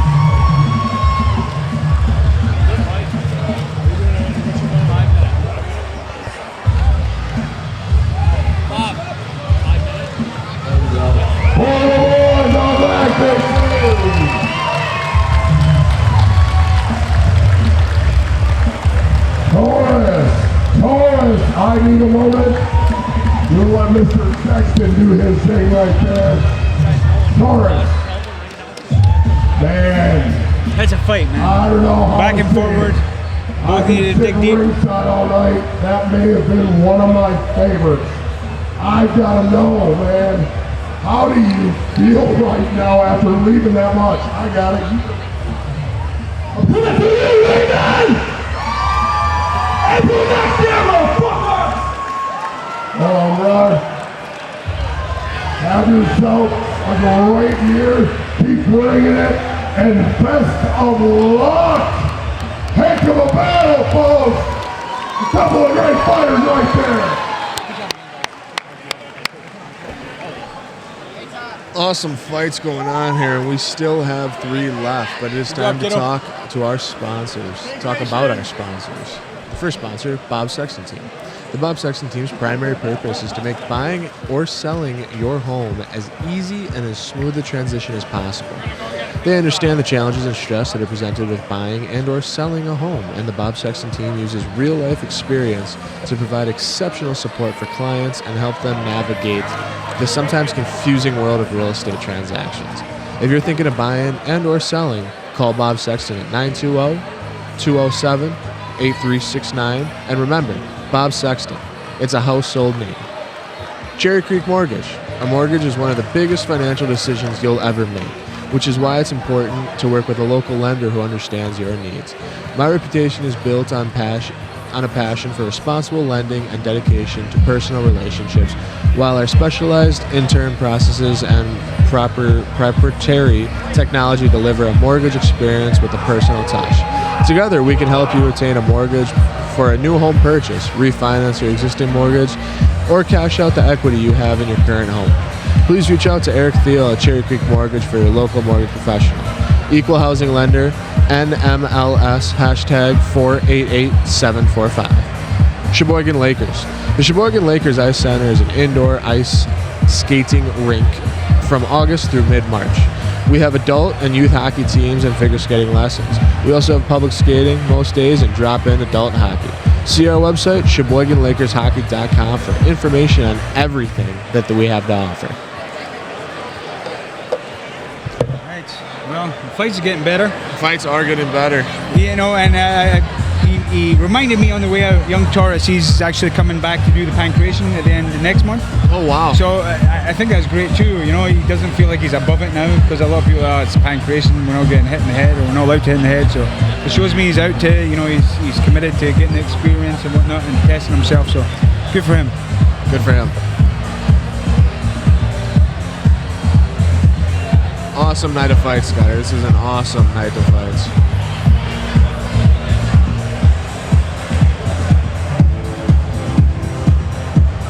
we're going into our last three now, and young Jeremy Landowski. He was on your podcast last week, wasn't he? I'm sorry, one sec, Scotty. I apologize. What's that? I was saying young Jeremy Landowski is up next, and he was on your podcast last week. Did he have much to say about the fight? He did. He said it's coming up. He said that he was originally supposed to be an MMA fight, but unfortunately turned into a kickboxing fight. However, he's training hard. He's coming off a loss in his most recent fight, but he said it was a humbling loss. He said the benefits coming off a loss is he gets to be able to go back to the gym, regroup, collect, and figure out what he did wrong and apply it to the cage this time. How much do you think is getting in the head when you look over at you're going against a Pura Vida guy, and they've had pretty much a clean, dominant sweep tonight? I'm sorry, Scotty, I didn't hear you on that. I was just saying he's facing a Pura Vida fighter now. Pura Vida having a good night. They're on fire. The momentum seems to be on their side. But I think UMA have done well. Yeah, I'm not sure. I think they've all won their fights. So. Yeah, I think Landowski, I think his gym's been doing pretty good. Unified martial arts as well. I think both teams are undefeated. I think both gyms are doing well. I think that might be pressure for both fighters, having them know that they need to keep the success going against one another's gym, because maybe the gyms aren't in the competition, but they're in a competition. And again, credit to, because Jeremy's more of a wrestler, right? So taking a kickboxing fight, again, full credit to these kids that, just staying in their comfort zone and test themselves out. At least in MMA, you can go back to the well, you can go back to your comfort zone. Absolutely. No opportunity here. You got to stand up and take these whacks in the face. And Jeremy, he has the nickname of the Bad Grandpa. He was telling me he doesn't know if he's going to walk out to it this time, but he was saying the Bad Grandpa nickname comes from he just moves like the Bad Grandpa from the movie Jackass. This fighter is a freestyle I can relate. Fighter. We'll see about that, I guess. Unified Martial Arts North. In spite of WFC, Jeremy Grandpa Landowski. The Bad Grandpa, baby. So is this a Bad Grandpa theme song he comes out to? I don't know. I've never seen him come out yet. Probably not. Now I know.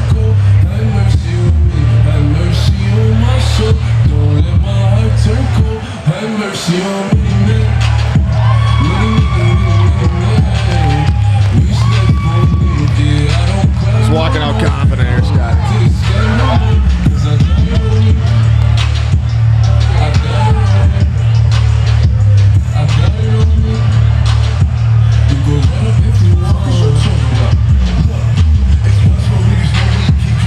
He has Alex Garland in his corner, who won the first fight of the night, the first grappling match of the night, I apologize.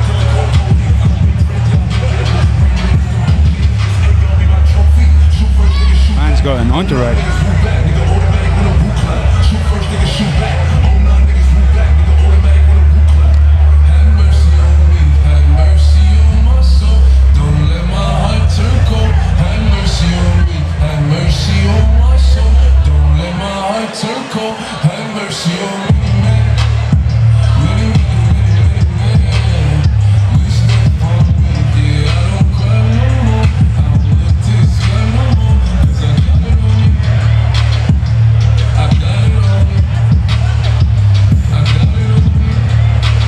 Vaseline in kickboxing, Scotty?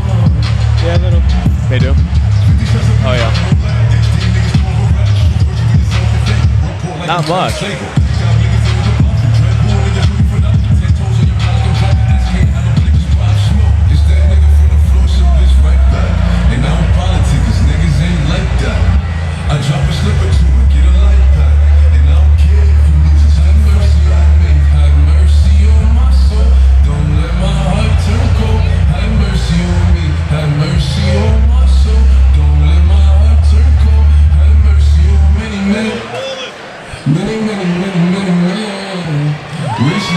The Bad Grandpa. So he's moving pretty nimbly for a grandpa. What's up? He's moving pretty nimbly for a grandpa. He is. And fighting on the red corner is a mixed martial artist with 2 wins and 1 loss. Originally from Alabama, but hailing from Milwaukee, Wisconsin, representing Pura Vida with PJJ and MMA. Give it up for Hayden Bama Graham. The fight that was originally supposed to be a mixed martial arts fight is now a kickboxing fight between Jeremy Landowski and Hayden Frim. Do you know why it changed? I don't know. I just know that Jeremy posted it with very short notice. I think he posted it 2 days ago that it was changed. What do you think that does to someone's mindset? You think the game plan changed, or you think it's just business as usual? Well, I won't take any credit away for doing the kickboxing as a wrestler, but I guess I was kind of sprung upon him. So I think knowing Jeremy is taking away a certain advantage from him. I think even though he is a wrestler, a high school wrestler, I think he's been working very hard since high school on his stand-up and kickboxing game at Unified Mixed Martial Arts. Oh, sure. I'm not taking any of that away from him. Absolutely. It's probably his go-to.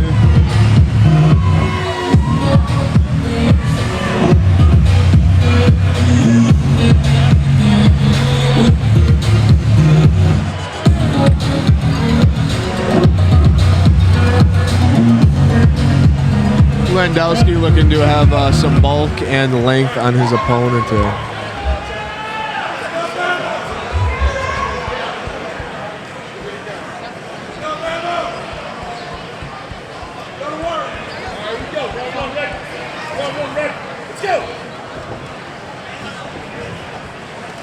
Oh! Some hard shots traded off here. Jeremy Landowski missing on a heavy right overhand. Well, he's not kickboxing like a wrestler or a grappler. Looking good. Good start.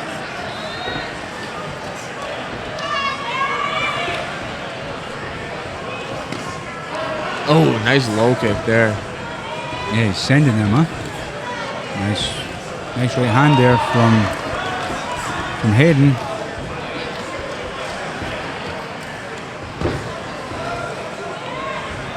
Jeremy Landowski's right leg low kick. That thing is hitting hard. Oh, he just took one to the body there. Yeah, that's a nice counter right, though. Yeah, he's beating that.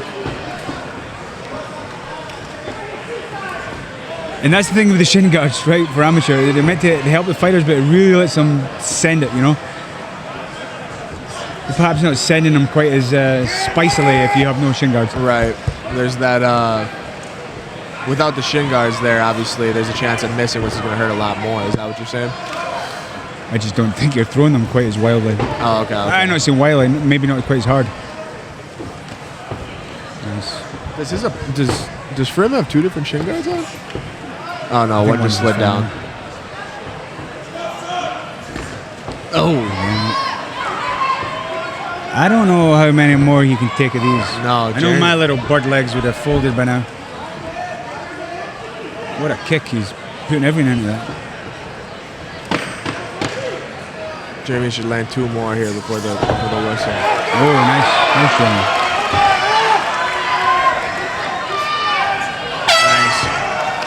All right, very impressive first round. Very impressive first round. Jeremy Landowski, I mean, if that's what I'm like as a grandpa, it's not a bad place to be. Both moving beautifully, good, technical, spicy. I like it. What's really impressive, obviously we keep talking about, is that kick from Jeremy Landowski. He's landing it right on the thigh of his opponent, Frim. And then every time his opponent, Frim, is landing one on Jeremy, Jeremy's countering very well back with that right overhand. He's ready to go. Luke's in the zone, huh? He may not have been preparing for a kickboxing fight, but he's kickboxing damn hard. I might have given a slight advantage to Hayden on just the boxing and some of the punches landed. I think Jeremy definitely got the better of the kicking exchanges. Good fight, good, fair, well-matched fight.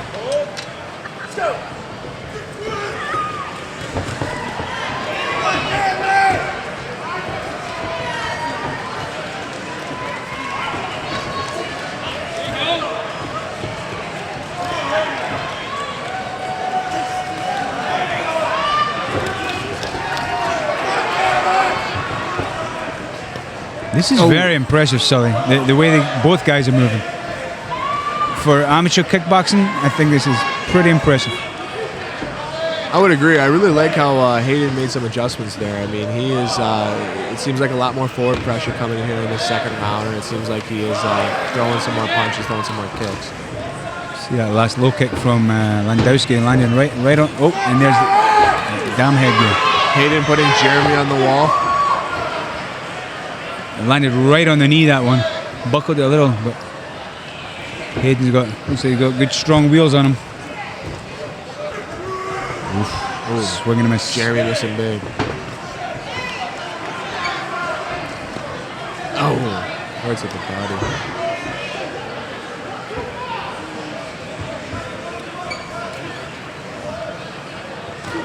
Oh, Jeremy and Hayden both traded some left hands right there. You know, they may just be making each other look good, but I think this is very much professional level kickboxing. I would agree.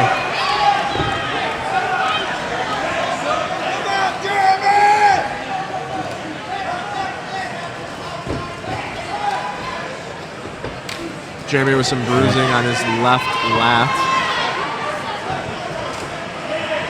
Oh wow, beautiful kick there by crescent Jeremy. kick.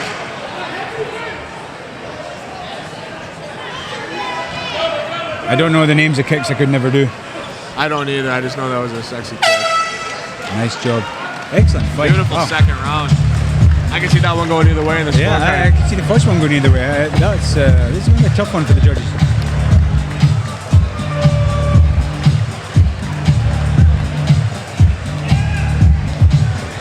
We're watching the Wisconsin Fighting Championships here in Sheboygan, Wisconsin. We've been absolutely stacked with beautiful fights tonight. Yeah, as far as amateur kickboxing fights go, especially in the earlier level, I think this is a very high standard from both fighters.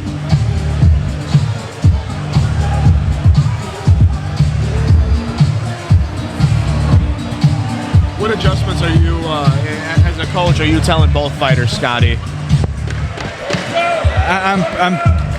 I'm making something. I really don't. I think it's a good fight. I think they're both doing well. I think it's just very well matched. I think Jeremy might be winning the kicking battle. Maybe Hayden should just work a little bit more on the hands. But they're both having their fair share of it. Good solid exchanges. Speaking of And good just solid as I've said that, Landowski throws nothing but hands. Speaking of good solid exchange, the third round here underway, starting with some great solid exchange between Jeremy and Hayden here. Man, it seems like if Hayden delivers some heavy blows, Jeremy goes right back on him, and vice versa. If Jeremy delivers some heavy blows, Hayden's right on him. This fight is just switching sides between dominance. Yep. And I certainly think that low kick's been money for Landowski. So I'd like to see us switch it up, like maybe with a switch kick. Because even that crescent kick he threw was a rear leg. Jeremy Landowski bleeding from the left nostril. To get specific about it. Yeah. Oh, wow, that is a heavy kick. He's going to feel that tomorrow. And again.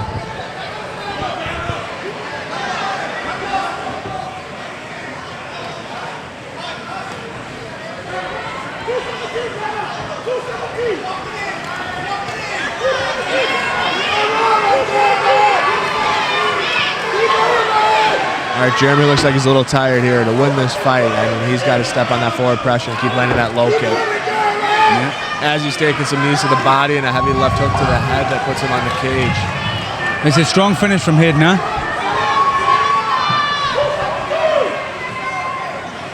Yep. Both of them. Still got some left. This might be for pinching.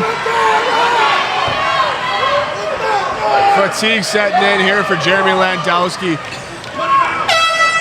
Hayden Friend finishing strong. That was a beautiful kickboxing match. That was a professional level kickboxing match. Yeah, we've been really spoiled with these last few fights. Good stuff. Both of them.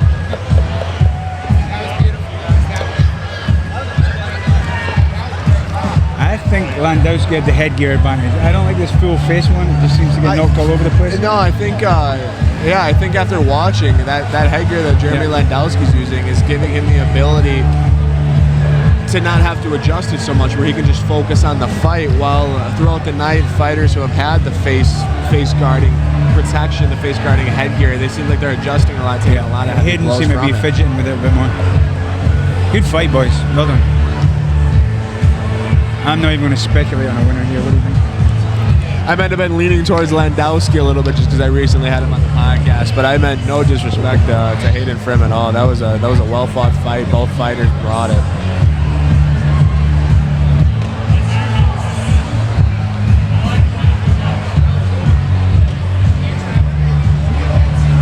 Bob Sexton congratulating both fighters on an awesome bout, an entertaining bout. I was going to say who gets a clean sweep from the gyms, but Unified still have one more. We have Dante coming up next. Oh, better take a moment to give it up. That may be the most technical fight we've seen tonight. I agree. Technical indeed, yeah. These young warriors. That was amazing, gentlemen. Amazing. Now, down to business. We have a split decision. That's tough. It'll be tough for either one of these. Judge 1 scores his fight for the blue corner, 29-28.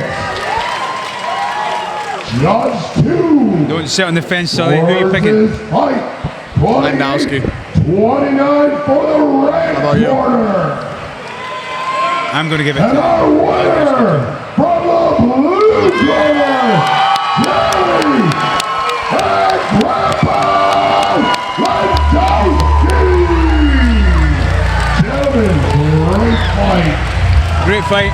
Great fight. Reasonable decision. I mean, It's hard. It's hard in fights like that to say there's a loser. I know.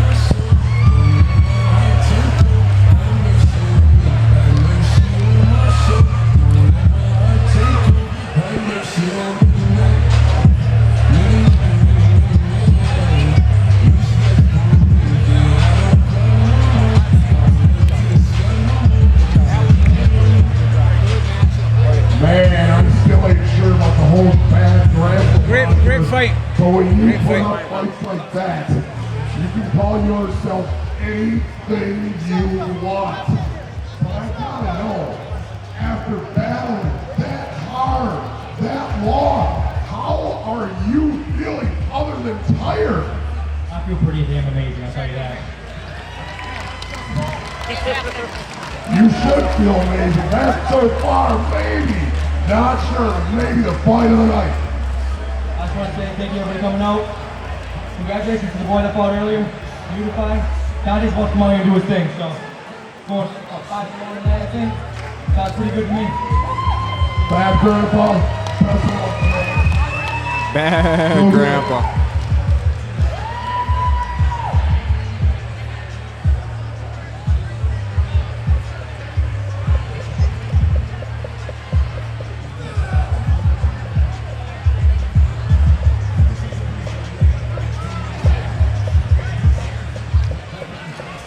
Unified Martial Arts came to play tonight, Scotty.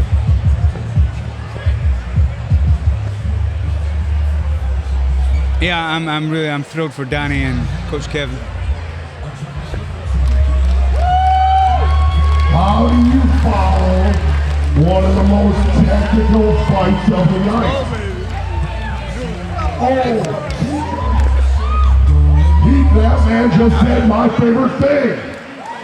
You follow the best technical fight of the night by rolling out the big guy, the heavyweight. Now, let's bring out these big boys. Our next fight is an amateur MMA heavyweight division battle, and it will consist of 3 3-minute rounds. I thought, This fight I don't know why I thought this was proudly kickboxing. It is sponsored MMA. by Oh, it's MMA? Greenhouse Yeah. Glass Shop. For sure, I thought it was kickboxing. Greenhouse CBD and Glass Shop. It said is MMA. your That one Changes things entirely. That really for all changes things. things CBD, Delta 8 in the Sheboygan Deontay area. Johnson, he's a very dominant wrestler. Dominant Dominant grappler. Pennsylvania. Greenhouse Supplies, quality products, and top-notch knowledge of all things CBD. Stop in and find edibles, oils, smokables, glass, and more. Amazon and Dwan are happy to answer your questions and give you recommendations. We'll see you at Greenhouse CBD and Glass Shop, 501 North A Street, Suite 112. Now, what do you say we bring them out? Walking out first in the blue corner. This mixed martial artist is from Unified Martial Arts and fighting from Fond du Lac, Wisconsin.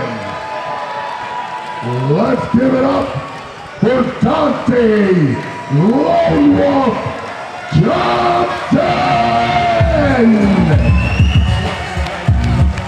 This is gonna be an awesome fight, Scotty. This is gonna be a good one.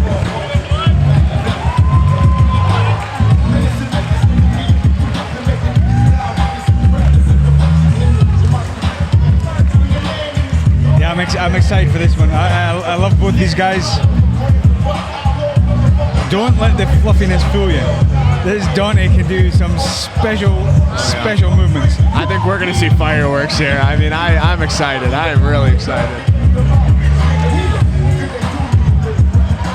Scotty, you've had both of these guys in your gym. What does Deontay do well, and what does Keyshawn do well? So, it's hard to speak for Keyshawn just now in MMA, but his last fight I saw a whole different Keyshawn. Like we spoke about earlier, very much overwhelming, high volume. Wasn't like emptying the gas tank at all, just high volume, constant pressure. And he did well against his last opponent because it was just kind of overwhelming style. Dante brings it. It's highly aggressive, and high octane stuff. And as we spoke about earlier, he is flexible for a big boy. He's got not only power and these amazing kicks that he's able to throw, but he's able to get them up by your head. That's dangerous at that weight. We finish off sparring every night with our playful rounds. Try something fun, try something creative. This dude was throwing spinning wheel kicks, the whole lot. So yeah. And it's always interesting to see like footballers coming to the sport, especially MMA. They just, they're committed to driving right. They're committed to driving right through another person. And I think it really transfers well. Perhaps not technically, but just the whole, boom, the bite down and go, and just run right through the opponents. Speaking of football, Dante is an accomplished football player. He played in the WFC All-Star game in the state of Wisconsin for his senior year of high school. Accomplished athlete in multiple sports. Milwaukee, Wisconsin, give it up for Keyshawn, the Dark Knight Carter. Here he comes. BBK.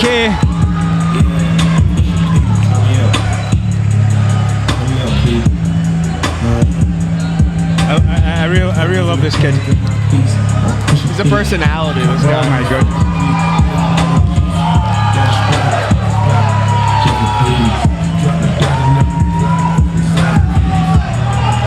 He's looking a little slimmer since his most recent kickboxing match, Scotty. I showed him to make sure his drawstring was working. We had a bit of a wardrobe malfunction last time, so.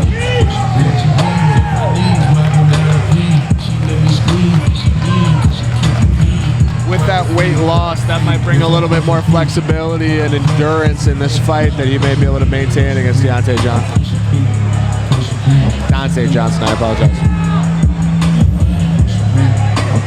So I'd like to, again, who knows what's going to happen? I think Sean's going to have to weather an early storm, but that storm might just keep coming. Hey, it's the oldest story in mixed martial arts, right? I mean, Dante, a grappler, someone who I think is going to take this fight to the ground, versus Keyshawn, who's very dominant in the stand-up game. I mean, that's the old tale of mixed martial arts. Who's better, the ground guy or the stand-up guy? Well, having said that, Dante came down to fight one of our heavyweights in the Pancration, and it was largely a stand-up fight. My God, they were winging. You know, it was, you could hear these cracks all around the gym. Yeah. So. Was the cage moving around a little bit in that one? Yes, it was. This is 500 pounds in this cage here. Coming up shortly, it I might guess. be more. It looked like Sean was putting a little bit over it.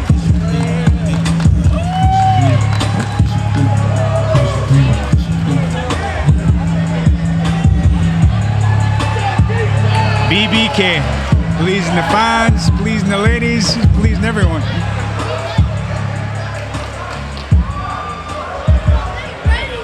I'm excited. I am excited.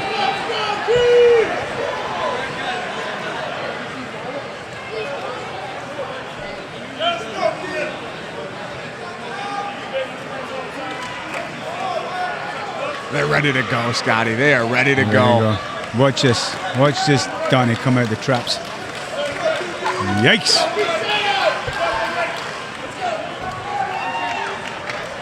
Glove touch, sportsmanship off the whistle. Oh my gosh. Yep.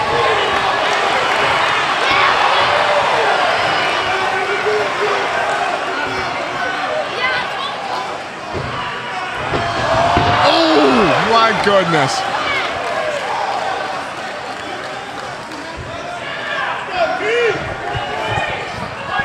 Heavy hands by Dante off the bat here. He went for that takedown, wasn't able to secure it, but man, that takedown was just more than a regular takedown. He wanted to throw him into the next continent. I like what Kashawn done there, though. You know what I mean? He didn't panic. He's got his dukes up. Took some of the blows away.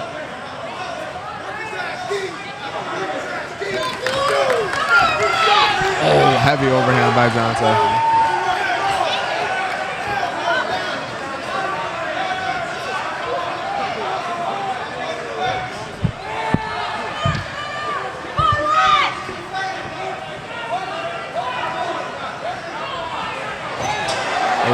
Low shot there. There goes the cage. Yep, I thought so. A little bit of a delayed reaction. Takes a while to travel up there, BBK, you know.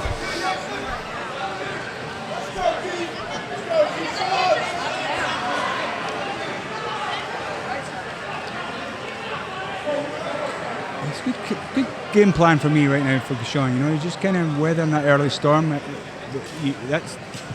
Then you're kind of hoping Dante, you know, calms down a little bit. That might not happen.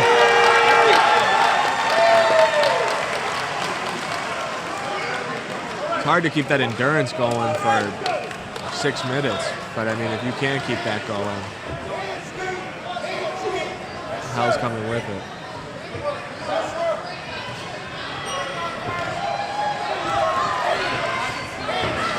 Oh, Dante gets him on that left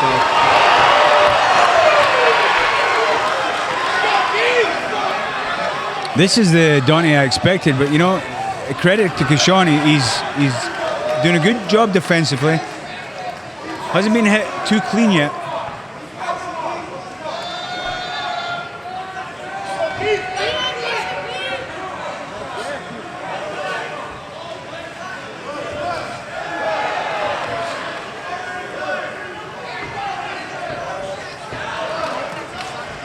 That storm seems to have calmed down a little bit from Dante I know, Johnson. but his strikes still seem significantly more explosive. Keyshawn, though, he needs to capitalize on that. He needs to start throwing that volume that you were talking about earlier. I like Keyshawn's defense here. I'm not usually a fan of the kind of the peekaboo high guard too much, but Nice shot. he's there. making Nice it work. left That was a hand. good shot by Keyshawn.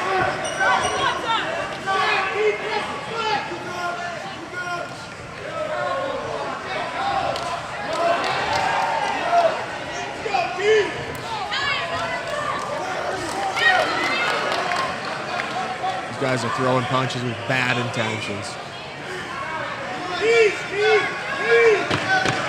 10-second mark here.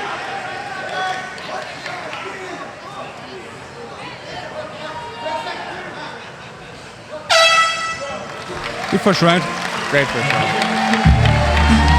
You know, Dante's still extremely dangerous, but you know, let's say where he started. Let's say 100%. I don't know where he is now, but I don't fancy us smacking the chops at anything over 80. It's going to be interesting to see how much energy he can get back from this break here. Because if Dante, I'm speaking about, if Dante comes out of the second round like that and Keyshawn can survive that, the third round might be tough for Dante here because Keyshawn is saving a lot of his energy, keeping a lot of his energy. He is, but Keyshawn's a big boy too. It's hard to keep moving at that pace for both of them. Even though these guys are amateurs, they seem like veterans. I mean, they're very confident in their abilities, to say the least.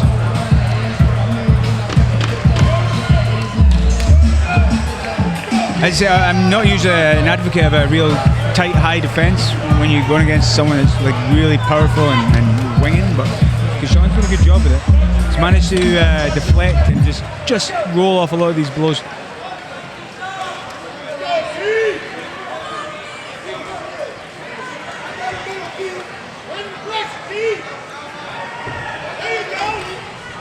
Keyshawn's going to start the second round with more on the offensive than the previous round.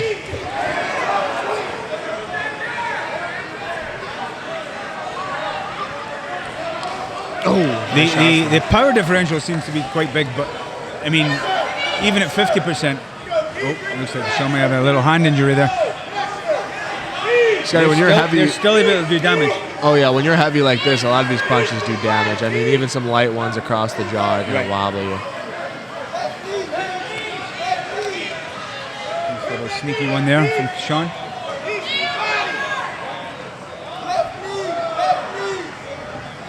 Dante working for that takedown. I like Keyshawn's. Whoa, that was a nice little reversal there. Oh, mouth guard fell out. Nice uppercut. Get on him.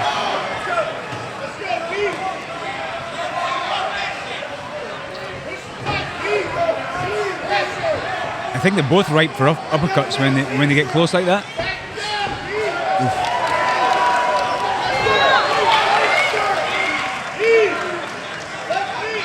Scotty, after watching this fight, I don't want to fight at heavyweight. Oh my God. Yeah. Caught with his knees together. Nice job, Keyshawn.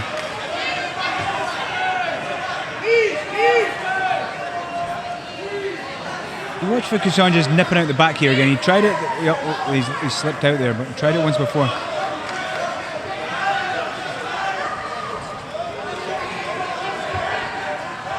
I really like the way Keyshawn's just taking the pop off some of these shots. Very, very subtle, the head movement and defense, but just taking them away off. Do you think he's doing enough to score to win this round? Oh, nice uppercut. Oh, see that bloody eye by Keyshawn? Keyshawn's right eye is bleeding. Still coming.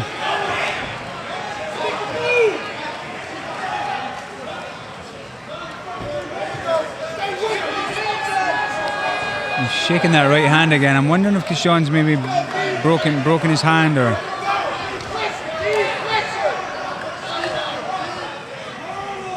Doesn't seem like he's closing that fist. It seems like he's keeping it a little open.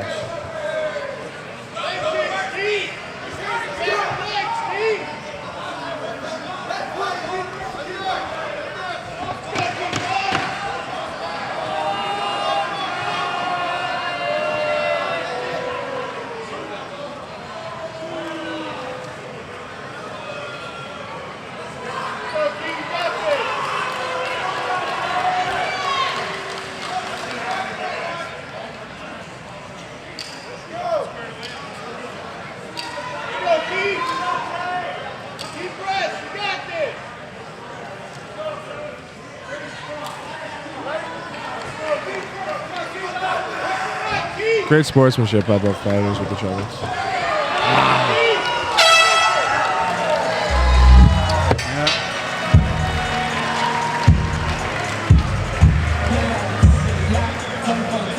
I think you're right.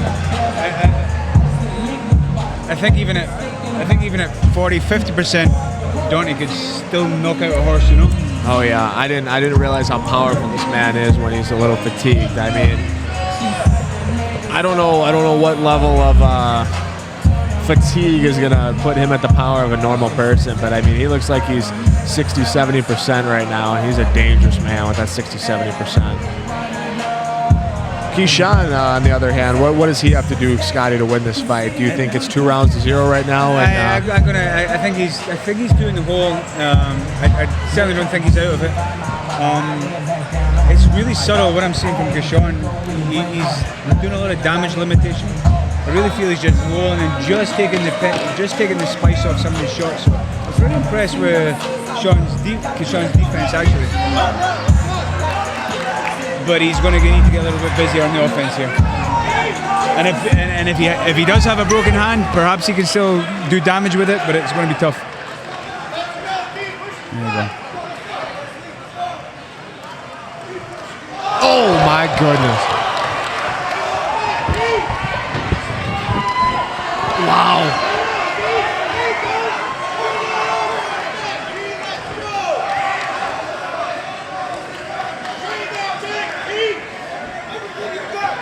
This is pretty crazy for amateur level. The quality of and the skills that have been on display the last few fights.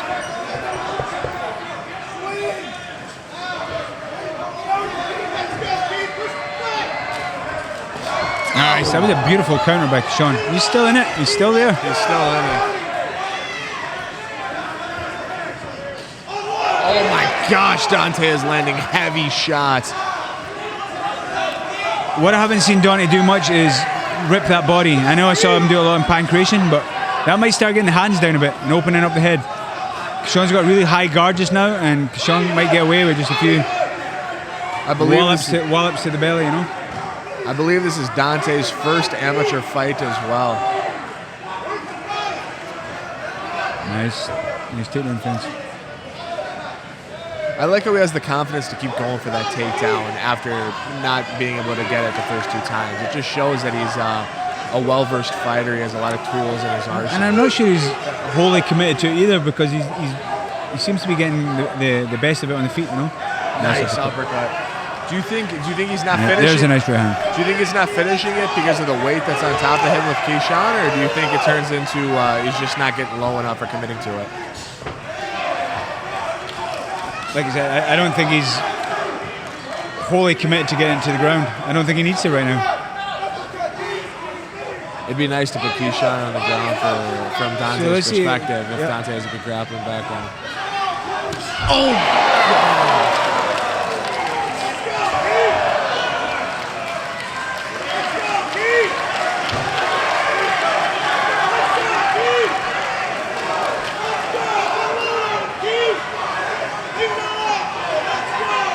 This is, there's...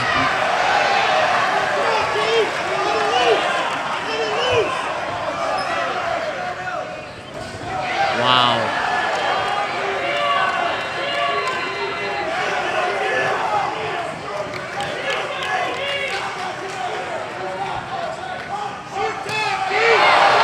Nice uppercut from Keyshawn there. You know, he's hanging in there. I'm pretty impressed with Keyshawn, even though it doesn't maybe look like it. He's fighting quite well defensively. Dante's so powerful. It looks like all these shots are just wrecking balls. But I agree with you, Deshaun, he's not letting most of them land on him. For example, Dante just threw that kick to end the round there, and Keyshawn was blocking it. He's been doing things like that the entire match. So kudos to him. The defense is there. Both of them. Your kickboxing fight there, awesome. That's professional level. I love both of these guys for any fight, ever. Jeremy's a stud. How many of them can hit hard and get hit? How many heavyweights, amateur heavyweights, can hit hard and take shots? And looking good, dude. Sean look good. Both look good.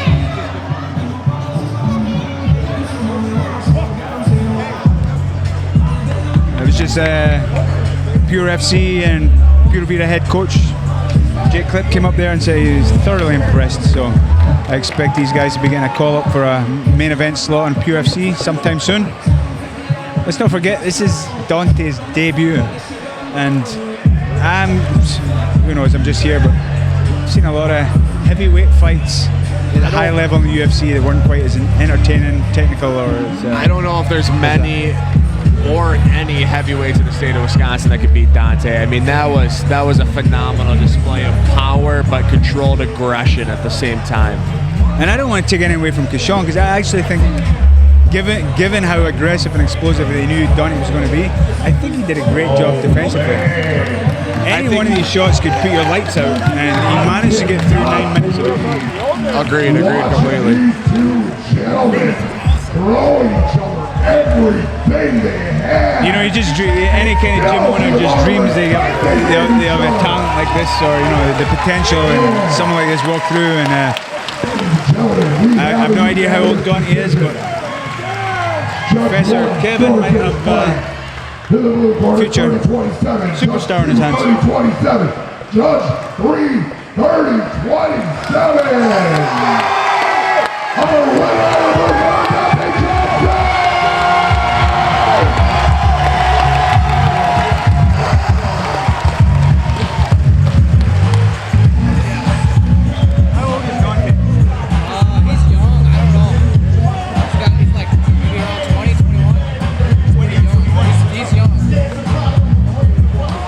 Yeah, so Sully's yet to be confirmed. I'm hearing Dante is only 20 or 21.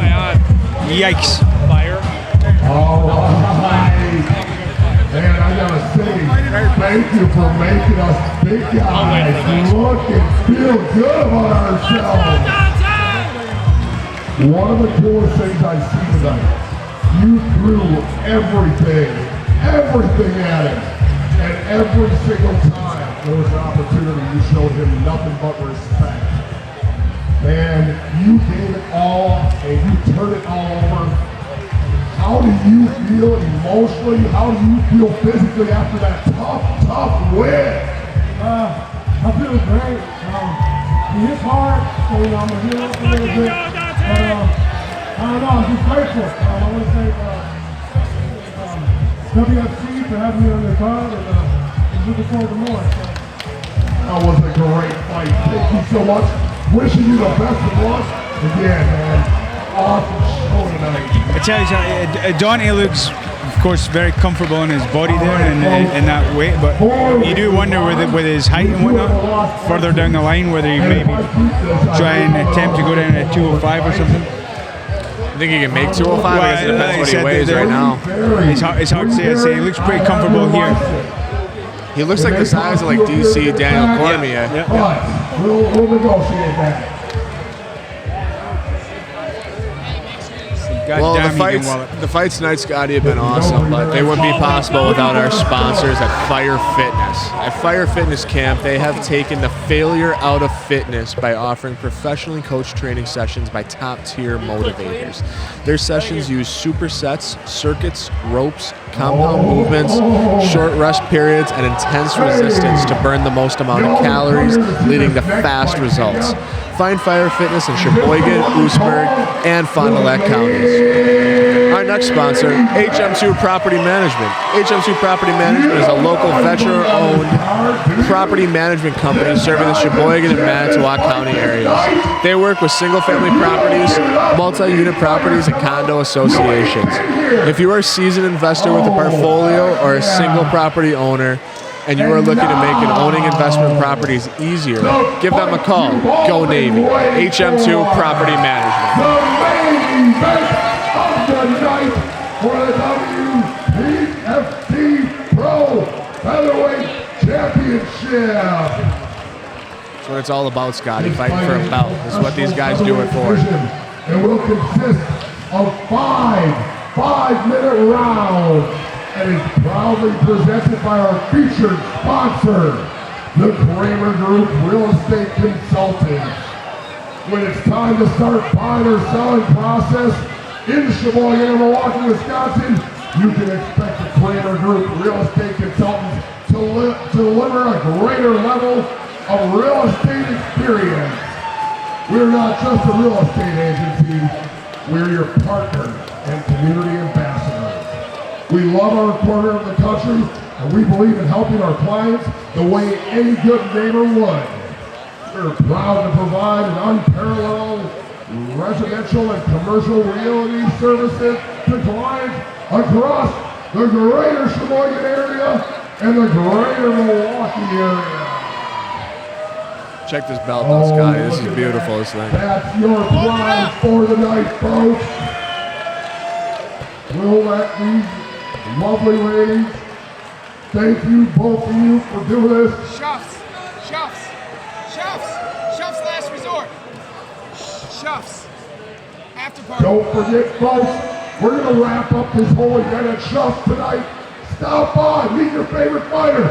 Meet these next people I'm about to introduce, because making his way first to the cage, out of the blue corner, a wrestling style fighter with an MMA record of 5-8.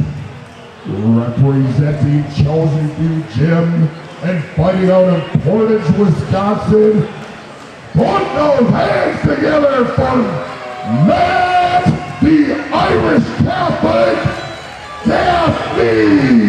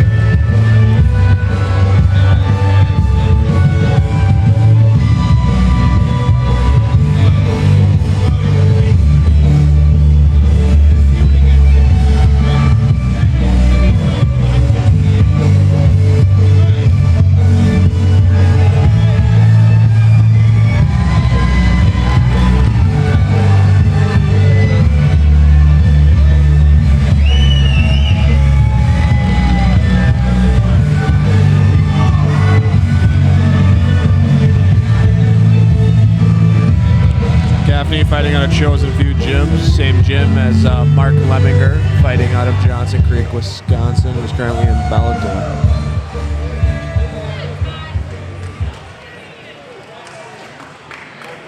Oh yeah. And our final fighter. This man needs no introduction. Fighting out of the red corner. He's a mixed martial artist with a professional record of 13-11-1. Representing Sheboygan's own Ticket, your own, the legend himself, Jimmy, the Daywalker,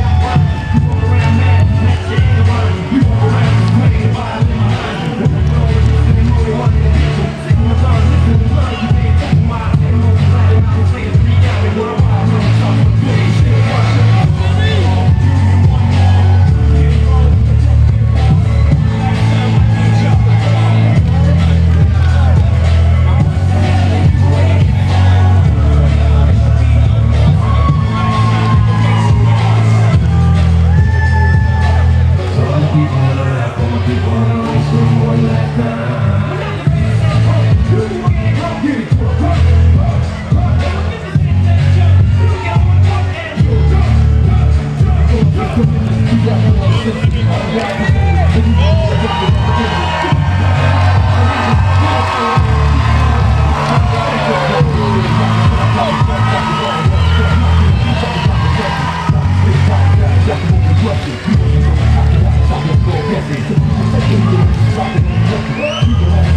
right, well, it's clear who the hometown are supporting.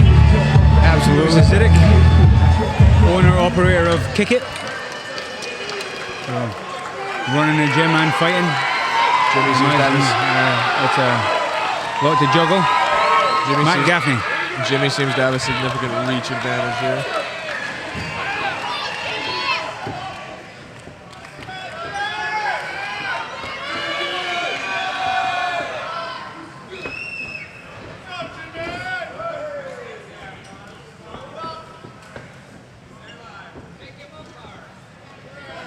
Matt just needs to slowly close the range here.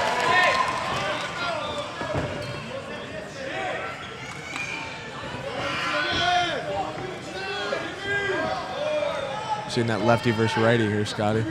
Yeah, well, Jimmy's mixing up a lot, which I like.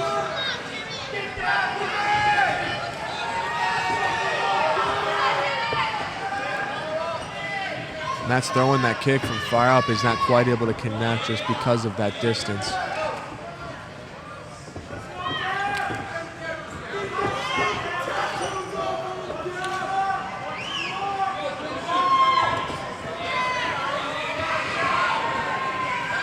Ooh. Jimmy missing on a big uppercut there. Matt working his way to the clinch. A nice knee to the head. That was landing shots. Oh my gosh. Oh, it's over. Well, good stoppage. Yeah, I know Jimmy's disappointed. He did look a little stunned there.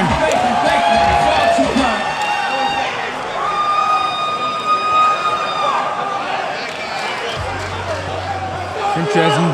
Jimmy, of course, feels it's a little early. I didn't quite see it from your angle. What do you think, Sully?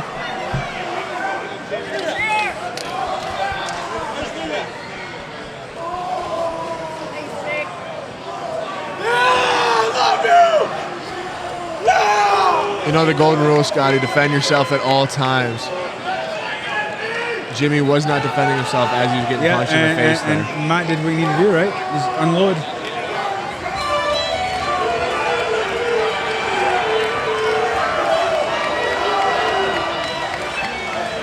That improves Matt's record to 6-8.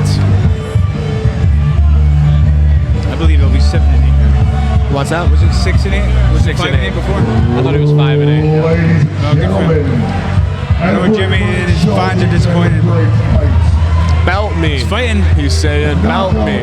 At 1 minute, 13 seconds. Out of the blue corner, Matt, Clear Irish, Alfred Gaffney. The 145-pound Wisconsin Fighting Championships belt holder. Congratulations, Matt Gaffney. Congratulations to Chosen Few Gym. Walks out. Give him a little bit of love. Jimmy Zayek, thank you for bringing everybody together. Good luck. Now, That's tough for Jimmy. I gotta ask you, young man. In front of his fans. I don't think he got too hurt. He'll be back. He will be. Props. You gotta feel good. Did you see it before you felt it? See that punch before you felt it?